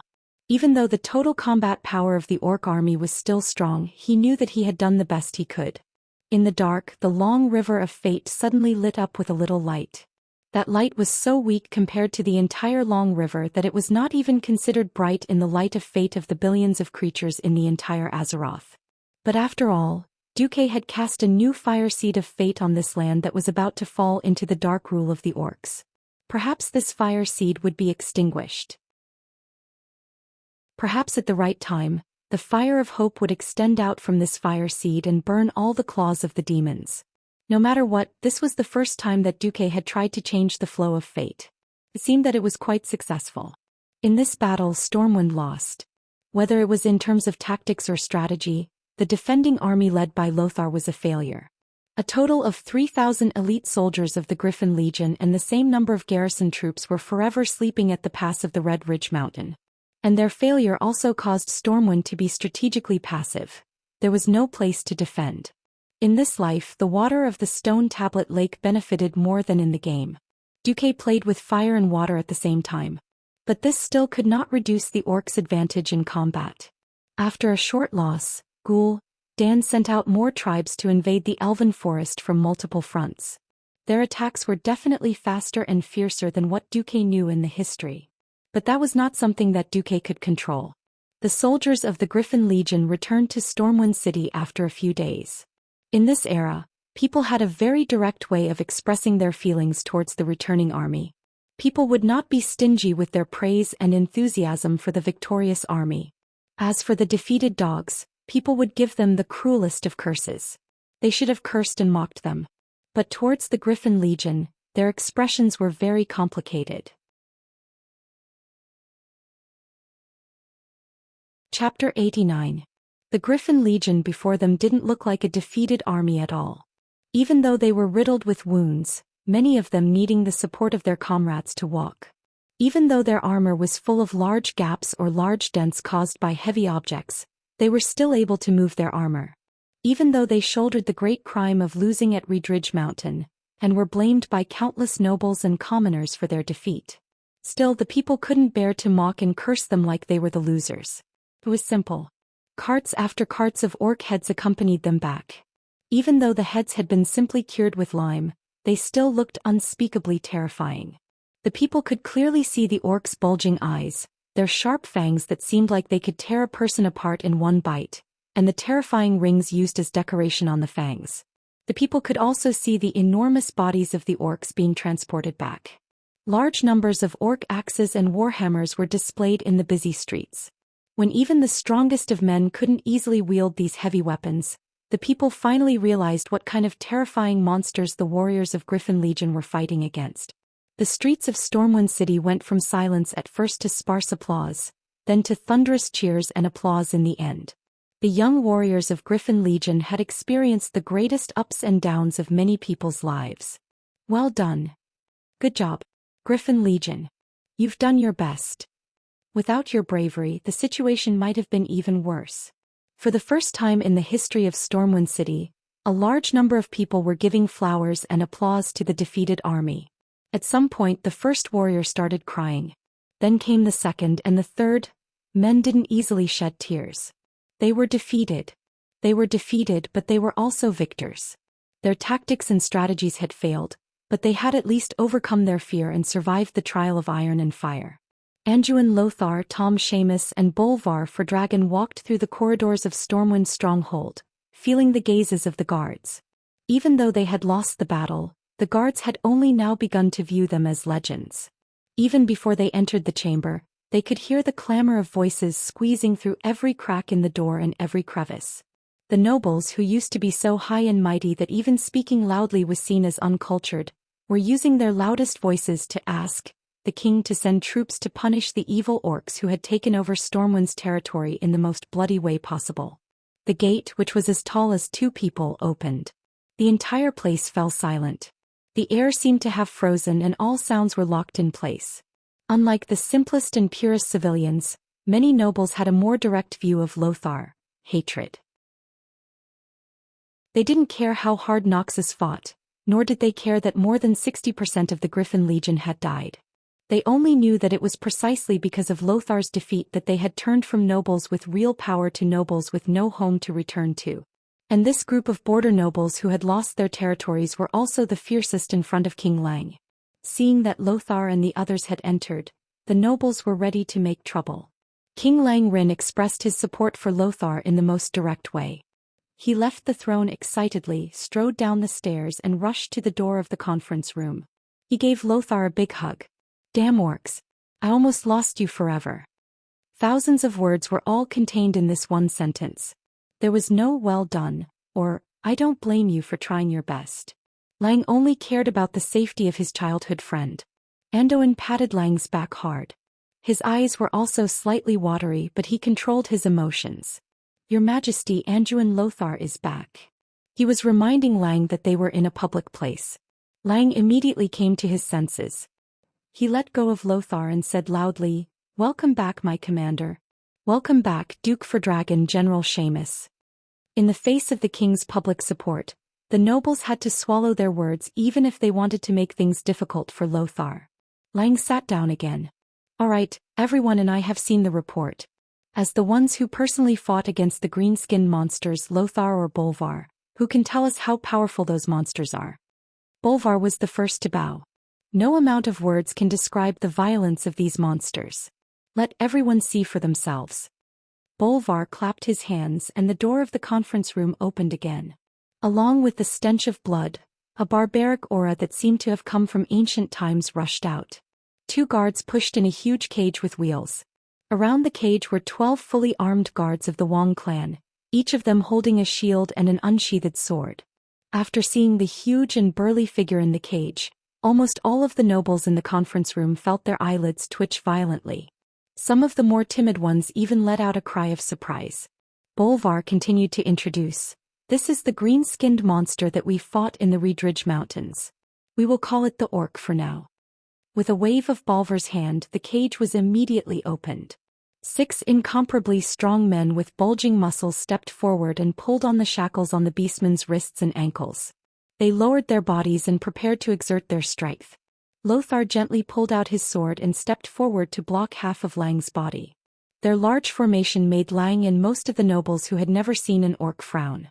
Bolvar nodded at the royal court mage who was guarding Lang. "Master, you can remove the sleeping curse from this orc now." Lang nodded. The court mage softly chanted a few spells and the orc clearly moved. Arg! The next moment, a roar that sounded like that of a prehistoric beast rang out, causing several nobles to lose their chairs and fall to the side. Without any questions or probing, the orc who had consumed the demonic blood immediately attacked the nearest human. His outburst was so fast that the 6 strong men couldn't stop him in time. One of the men who could not stand steadily on his horse was even dragged in front of the orc. The orc moved quickly, but the royal guards were even faster. Almost at the same time, 7 or 8 swords had already pierced into the orc's body. Seeing that the orc was not going to live, the ferocious orc once again displayed his ferocity to the upper echelons of Stormwind. He opened his mouth full of fangs and bit down on the man's shoulder, tearing off a fist-sized piece of flesh. Immediately the man became a bloody mess. Fortunately, the man tilted his head at the critical moment, or else he would not have been bitten on the shoulder but on the neck. The orc quickly breathed his last. In the huge conference room, only the low moans of the man and the pungent smell of blood could be heard. Chapter 90. If it had been any other day, there might have been people blaming Bolvar for creating such a bloody scene. Now no one said a word, for the kingdom was in a state of war. Compared to the nobles who knew nothing about the orcs before, they now had a simple and straightforward understanding of their strength. They began to understand why the vast territory of the kingdom had fallen in the blink of an eye. They began to understand why the elite army that had been trained could not withstand a single blow. It was obvious that it was because of the difference in race. There was an innate difference in combat power between humans and orcs. While the servants cleaned up the scene, the nobles split into small groups and whispered to each other. King Lang was also asking his ministers for their opinions. You're saying that it usually takes 3 elite warriors to kill a single orc? Lang did not hide his surprise. I thought the report was exaggerated. A duke interrupted. If that's the case, how do we fight? There's no way to fight. In terms of pure hand-to-hand combat, even 20 soldiers with weapons would not be a match for a single orc. Noxus added with lingering fear. If it wasn't for the spells and strategies of the mysterious Archmage Hundred-Handed Death God, this would have been the greatest defeat since the founding of Stormwind. Hundred-Handed Death God. The report you sent mentioned that he seemed to be the teacher of that Duke Marcus. How strong is he? Lang was a little happy but also a little doubtful. I can't tell.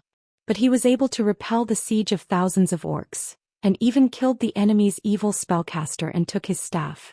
I think he should be very strong, but only the Archmage has the right to speak. Noxus asked his servant to pass the orc warlock's staff wrapped in talismans to the court mage beside Lang. The old mage looked at it carefully and muttered to himself, "Even I don't have the confidence to kill the owner of this staff in a one-on-one fight. Not to mention facing the entire orc army by himself. I dare not say anything else, but at least the previous owner of this staff had strength equivalent to that of a peak sky mage. But with such strange evil power, this orc should not be inferior to a morning star mage in actual combat." Lang, Bolvar, Andoin, and the rest all felt their hearts skip a beat. To be able to kill a morning star wizard so easily, wouldn't he be at least a radiant moon wizard?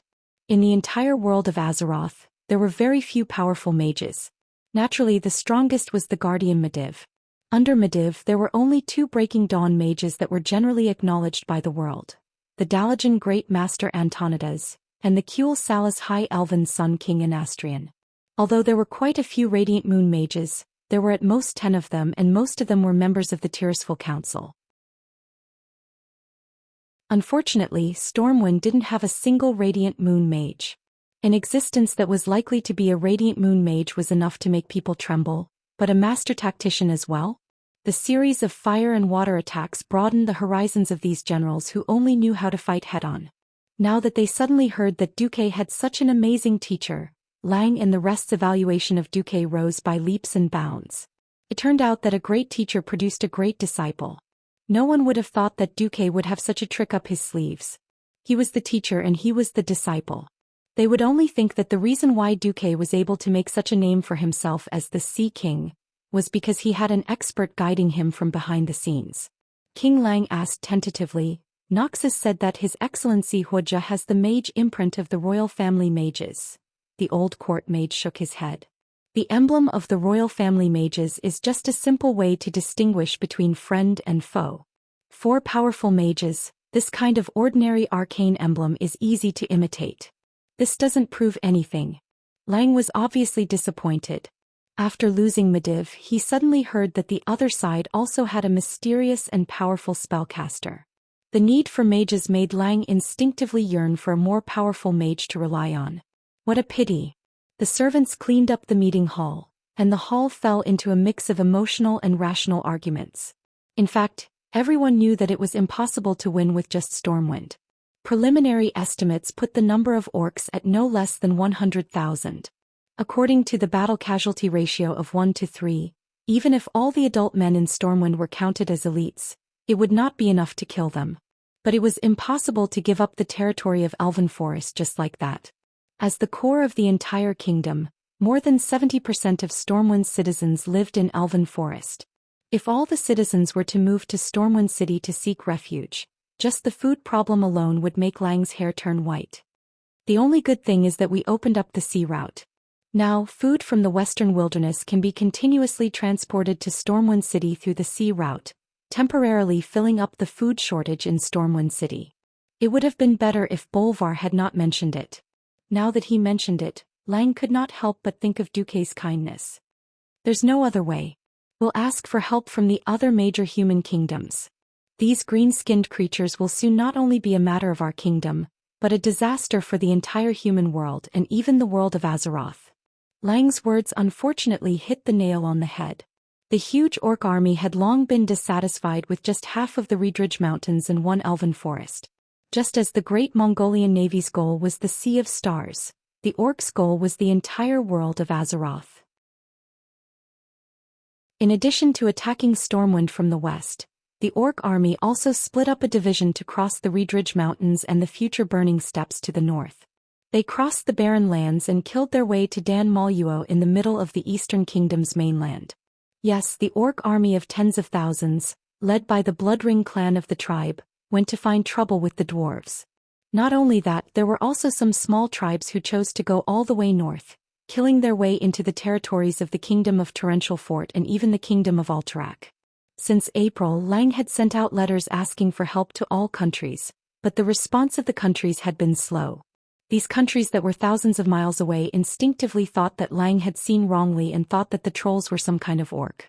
It was not until July, when the green-skinned orcs appeared indiscriminately in the territories of several human kingdoms, launching attacks on human villages, towns, and even fortresses, that the higher-ups of the various countries suddenly realized that this was a large-scale invasion against the entire continent, and even the entire world.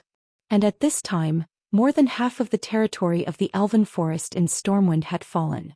At this time, a piece of news that shocked all of Stormwind and even the entire world came. Medivh had officially rebelled and he had killed the entire Council of Six of Tirisfal. His mother Aegwyn rushed to Karazhan, but was also defeated by Sargeras, who already had all the power of a guardian and disappeared. Chapter 91. Night. Late at night. On a balcony in the Storm Fortress, King Lang looked up at the starry sky. In the deep universe, the light of a few stars that were usually bright intertwined with the light of a rising crimson demon star, as if a fierce battle was taking place. Immediately, the huge shadow of the demon star easily shrouded them, and the stars became dim and wobbly. 1, 2. A total of 6 meteors streaked across Lang's vision, and then disappeared into the endless darkness forever. There was also a bright star that had been guarding the sky above the world of Azeroth for thousands of years. This made Lang's mood extremely gloomy. Anduin Lothar came to Lang's side. "Lang, what are you thinking about?"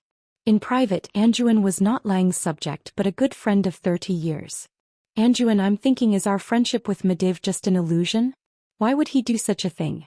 If he really wants this kingdom, I can consider giving it to him." Why? Lothar was always mindful of his duties. Before becoming Medivh's good friend, he was the most loyal subject of King Lang. Hence, when Medivh showed signs of abnormality, he was the first to be on guard. But now that Medivh had openly rebelled, Anduin felt relieved. This allowed him to comfort Lang as a friend. Either we are blind or Medivh has spent decades deceiving the whole world, or... At this point, Anduin deliberately stopped. "Or what?" Lang asked anxiously. "Or there's a soul in our old friend's body." Anduin spread his hands and explained, "I'm very sensitive to a person's feelings. You know, there's no lack of spirits in this world. Over at the Twilight Forest, I get reports of seeing ghosts every day. So maybe..." Lang heaved a sigh of relief and patted Anduin's shoulder. "Old friend, regardless of whether you're comforting me or speculating, at least I feel much better." Yes. The recent events made Lang feel like the world was about to collapse. The orcs attacked like fire and half of Stormwind territory had already fallen. Now Stormwind could only control half of the Elven Forest, half of the Twilight Forest and the Western Wilderness. The Reedridge Mountain was practically out of contact. Now that the Guardian of the World, Medivh, had betrayed them as the strongest mage in the world, no one knew who else could deal with Medivh. The stars are dimming. Is the world about to end? Lang muttered to himself. Anduin pointed to the starry sky and said in a heroic voice, "Look, Lang, the stars are shining in the starry sky, but among the stars, some will become brighter and some will become dimmer before falling. Don't you think that the extinguishing and illuminating of the stars are like the lights of our mortal world? The night will come and the night will pass. But isn't there a new star rising over there?" Lang also noticed that in the sky in the west, there was a dazzling new star that he had never seen before, emitting a bright light. Indeed. Lang suddenly felt much better. "Lang, that's right. We may have lost an old friend. But don't we still have a star of hope like Duque? We have to look forward." "Yes, you're right." Lang paused and said to Anduin, "Call Marcus to Storm Fortress tomorrow. I think we should listen to his and his teacher's opinions." Lothar pondered for a moment before nodding. Not only Duque but Duque's teacher, was also extremely mysterious. After saving the remnants of the Griffin Legion and achieving a great victory at the river bank, Lothar returned to find that the Hundred-Handed Reaper had disappeared. He only left a mysterious message for the injured soldiers saying, "Look for Duque when you need me. I'll come when I'm free." He then ran away. The next day Lang summoned Duque. It was a very private small reception room and there were only 3 people in the entire room: Lang, Andoin, and Duque. There was no splendor, no excessive decorations, and not even a throne. There were only a few extremely simple pieces of furniture and a cup of fragrant black tea. Lang sat on a chair that was exactly the same as the one Duque was sitting on. After not seeing him for a few months, Duque had grown a lot taller. However, Duque did not grow a beard like the others in Storm City. He still chose to shave his beard regularly. "Hello, Your Majesty. May I ask if you summoned me this time to look for me or my master?" Duque went straight to the point. "What's the difference?" Ryan tilted his head, curious. "Yes, if you're looking for my master then I can go back because I can't find him. He said that he has something important to do that concerns the survival of the entire Azeroth." "I don't know what it is," said Duque, cutting off Lin Li's words in advance. It was fine to pretend to be an old man occasionally, but it wouldn't be good if he was exposed and treated as a fool. Lang smiled. "Are you trying to tell me that the Sea King is Duke Marcus and not Wuxia?" "Your Majesty, you can understand it that way," replied Duque calmly as he took a sip of the fragrant black tea. After transmigrating for so long, the black tea was the only thing that Duque was most comfortable with. "So, to what extent can I trust you? Andoin always told me that you might know a lot, but you won't reveal it to anyone." Lang was not pressing. He gently stretched his body. He was completely looking at Duque's performance to decide how much he would trust Duque. Andoin interrupted, "Since the day Medivh presented the Black Hourglass, I felt that you knew a lot. I'm sorry, but this is an unfounded intuition. But I hope you understand that many people in power can only rely on intuition when they can't find any concrete evidence." Duque knew that Lang and Andoin were forcing him to lay his cards on the table. This was like a watershed. Of course he could continue to maintain his mysticism, but now that he was betrayed by Medivh, it would be even harder for them to trust outsiders. If that was the case, history was likely to repeat the same mistakes again. Duque decided to be honest, partly because no one would believe what I said at the time. If I told the truth, the only outcome would be being treated as a madman. No matter how wise Your Majesty is, you would only treat me coldly. Duque was so resolute that it made Lang blush. "What did you see?" "In fact, what I saw was long before the Black Hourglass. When I first saw Medivh, I felt a strong demonic aura from Medivh. Sorry, this is a talent. I'm very sensitive to demons."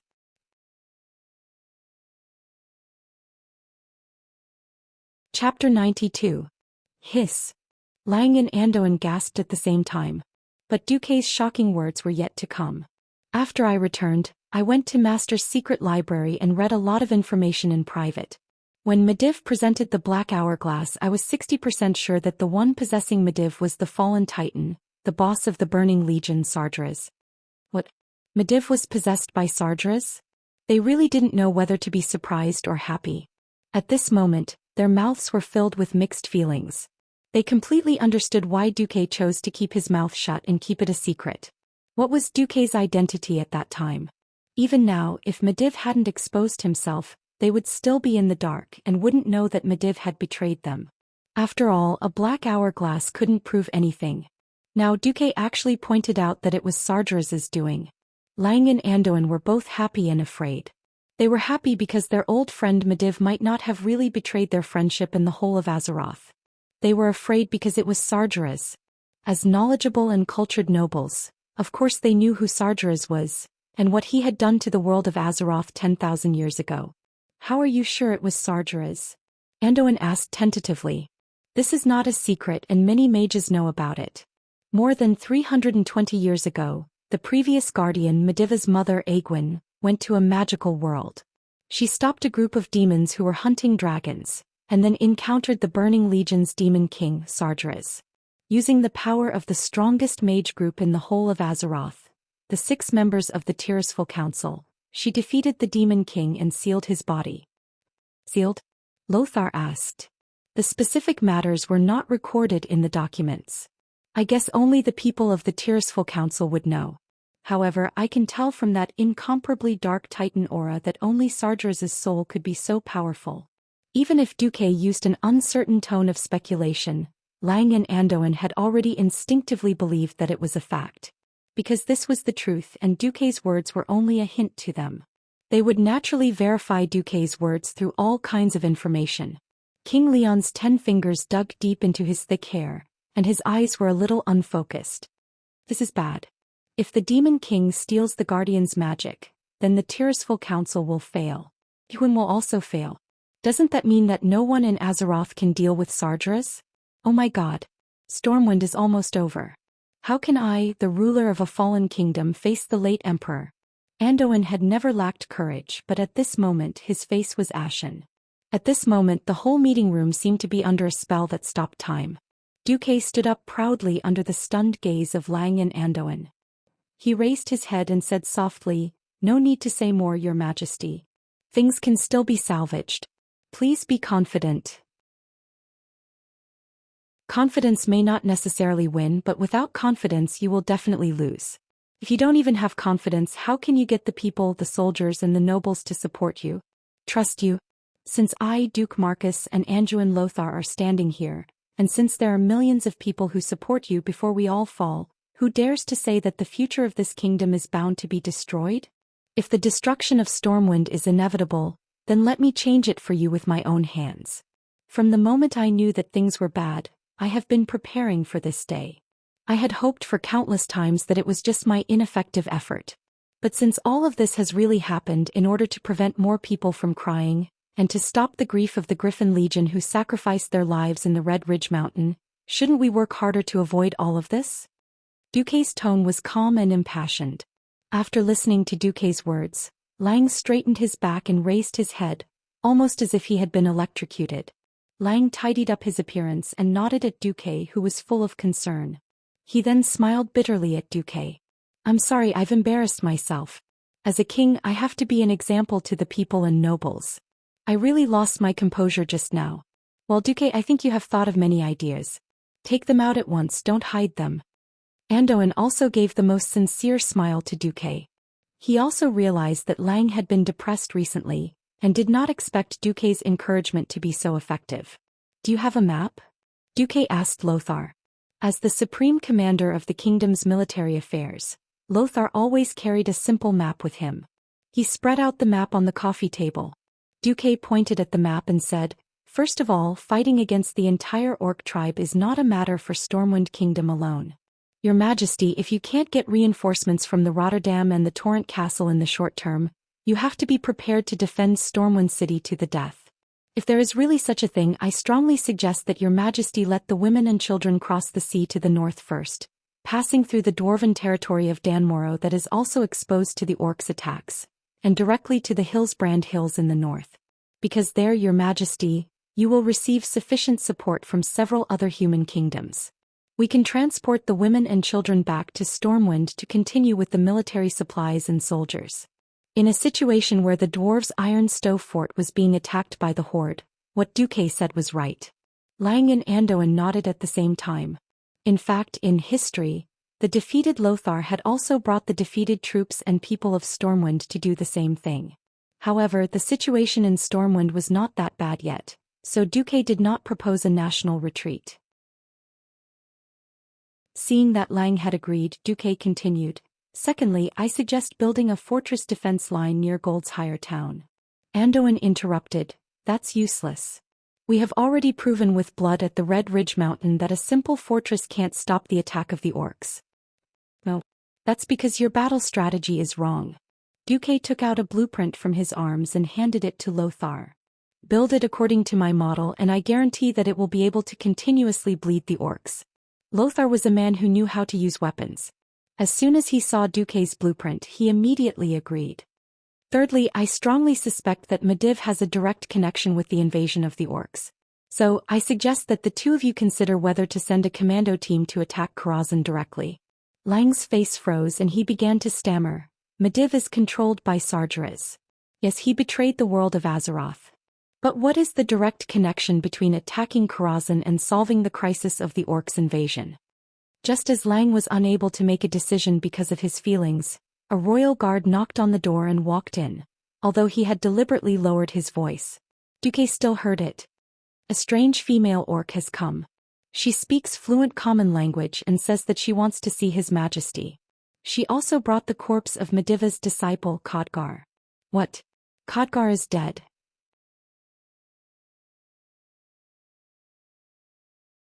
Chapter 93. At this moment, Duque felt as if 1,000,000 alpacas were galloping through his heart. He walked back and forth, trampling on Duque's heart. Even though Duque could revive, he would not die as long as he could. Especially after encountering all sorts of strange situations recently, Duque's heart was already ringing with a shrill alarm, and he did not dare to casually seek death anymore. After going through his battle records, Duque discovered that he was in a serious situation of the 7 great sins for the second time. He did not know what the rest of the 7 great sins were, but he could not expect them to be wrath and pride, which were relatively advantageous. In the history that Duque knew, the raid on Karazhan ended with the victory of Khadgar, Lothar and Garona. Khadgar succeeded in stabbing the careless Mediv to death, and became one of the greatest mages in all of Azeroth. In the future, when Stormwind City was rebuilt, there was a huge statue of Khadgar at the city gate. Therefore, in Duque's opinion, an operation like the raid on Karazhan was just following along and winning without doing anything. Now, Khadgar, who had given Mediv a fatal blow in history, was dead. That legendary pharaoh Khadgar, who had accompanied Duque on all sorts of quests ever since he set foot on the Draenor continent, had actually died? He could still remember how powerful Khadgar was. During the long process of the quest, Khadgar would occasionally demonstrate to the mage players what was called the pinnacle of magic. He would use a large area of effect freezing air to teach the orcs about manners and how to behave. He would also use a spatial spell to freeze all enemies and leisurely start teaching them. He would also teleport hundreds of people in one go, leaving the players dumbfounded. He would even use a super expert's ice block to assassinate Garona, who would become a legendary assassin in the future. The opponent could only watch helplessly and scram back to where they came from. No matter if it was the players or the people of Azeroth, Khadgar was like an undying lighthouse in a foreign land, silently protecting the peace of their side. To the enemies that threatened Azeroth, whether it was the Burning Legion or the Horde, Khadgar was a nightmare that made them tremble in fear. Duque didn't have any ill will towards Khadgar. He didn't even view Khadgar as a competitor. But such a Khadgar, a future golden coattail, had died? What else could they do? Duque was a little confused. King Lang and Anduin did not feel anything. They weren't prophets, so it was impossible for them to know that Karthika would be so powerful in the future. They were only making the most intuitive judgment. Khadgar was Mediva's disciple, a talented young man who had just become an earth mage. In war, all human lives became cheap, to the point where human lives could be measured in terms of money, combat power, or even numbers. Perhaps to them, the fact that Khadgar, who was as dangerous as living with a tiger, didn't die would make him more of a spy. A female beast woman who speaks fluent common language? Interesting. It was obvious that King Lang was more interested in this. Noxus said objectively, "Indeed, we have many captives, but there's a language barrier and these beastmen are very violent. They either attack the guards with their lives or commit suicide. We have no way of getting any useful information. Until now, we don't know much about the origin, composition, and strength of these beastmen." Lang smiled and invited Duque. "All right, my young advisor, are you interested in coming with us to see what's going on with this beastman?" Of course. If he wasn't wrong, this female beastwoman should be the beastman Garona who had killed King Lang. Duke's feelings towards Garona were very strange. From her point of view, she was just a chess piece. A tragic result of a violent beastman warrior and a Draenei woman. She wasn't a bad person, and most of the time she had the kind heart of a Draenei. However, Duque was clear about what Ghoul, Dan and his Shadow Council had done to Garona. Garona was a puppet. When necessary, Ghoul, Dan could control her body at any time, and make her do all kinds of cruel things against her will when she was conscious. Hence, her kind nature became the perfect disguise for her. The reason why assassins were dangerous was because of their ability to conceal themselves. Although assassins were also divided into assassination and open killing, Duque always felt that the so-called open killing was more like a fierce general who took the head of the enemy's general. Garona was obviously an assassin. In the splendid meeting hall, Lang received Garona. On the right side of King Lang's throne stood Anduin Lothar, and on the left was Bolvar for Dragon. Next to Noxus stood Duque. Seeing how easily Duque gained Lang and Anduin's trust, Bolvar was quite surprised. But now, the focus was on the uninvited female beastman. Duque was also very surprised to see Garona. Unlike his burly appearance in the game, he looked exactly like an ogre. The Garona that he saw with his own eyes had a very enchanting figure. Other than her green skin and a pair of small canine fangs, Garona looked like a wild and beautiful human woman. Only her chest and left shoulder were covered in coarse, cracked leather armor. A mini-skirt-length piece of animal skin was tied around her waist. Below her long legs she was completely barefoot.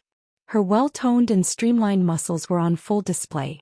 She didn't just have mermaid lines, even her abs were clearly visible.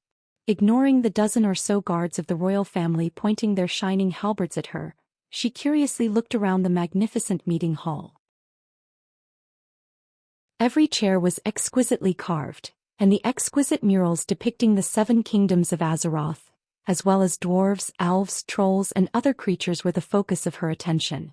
She was like a curious baby, observing everything in the human world. The humans in the meeting hall were also observing her. There was a strange silence in the air. After a while, as if feeling that he could not waste any more time, Noxus finally said, "I heard that you can speak the human language fluently?" "Garona, my name is Garona." Her answer was a little out of place. Khadgar said that humans report their names first. Garona interrupted Noxus directly. "Alright, I am Anduin Lothar. Are you the chief of the Storm Clan?" "Storm Clan?" Noxus' face was full of confusion. "I am." Noxus was interrupted again before he could finish. "Aren't you the chief? Then I have nothing to say to you." Garona's thoughts were simple and direct. Even Lang could not help but snicker, but as a king he had to have the dignity of a king. Lang still said loudly, "I am the king of Stormwind, Lang Rin." You're tuning in to the Zhou Xian's Legacy YouTube channel. Don't forget to subscribe and join us on this journey to catch the most captivating stories.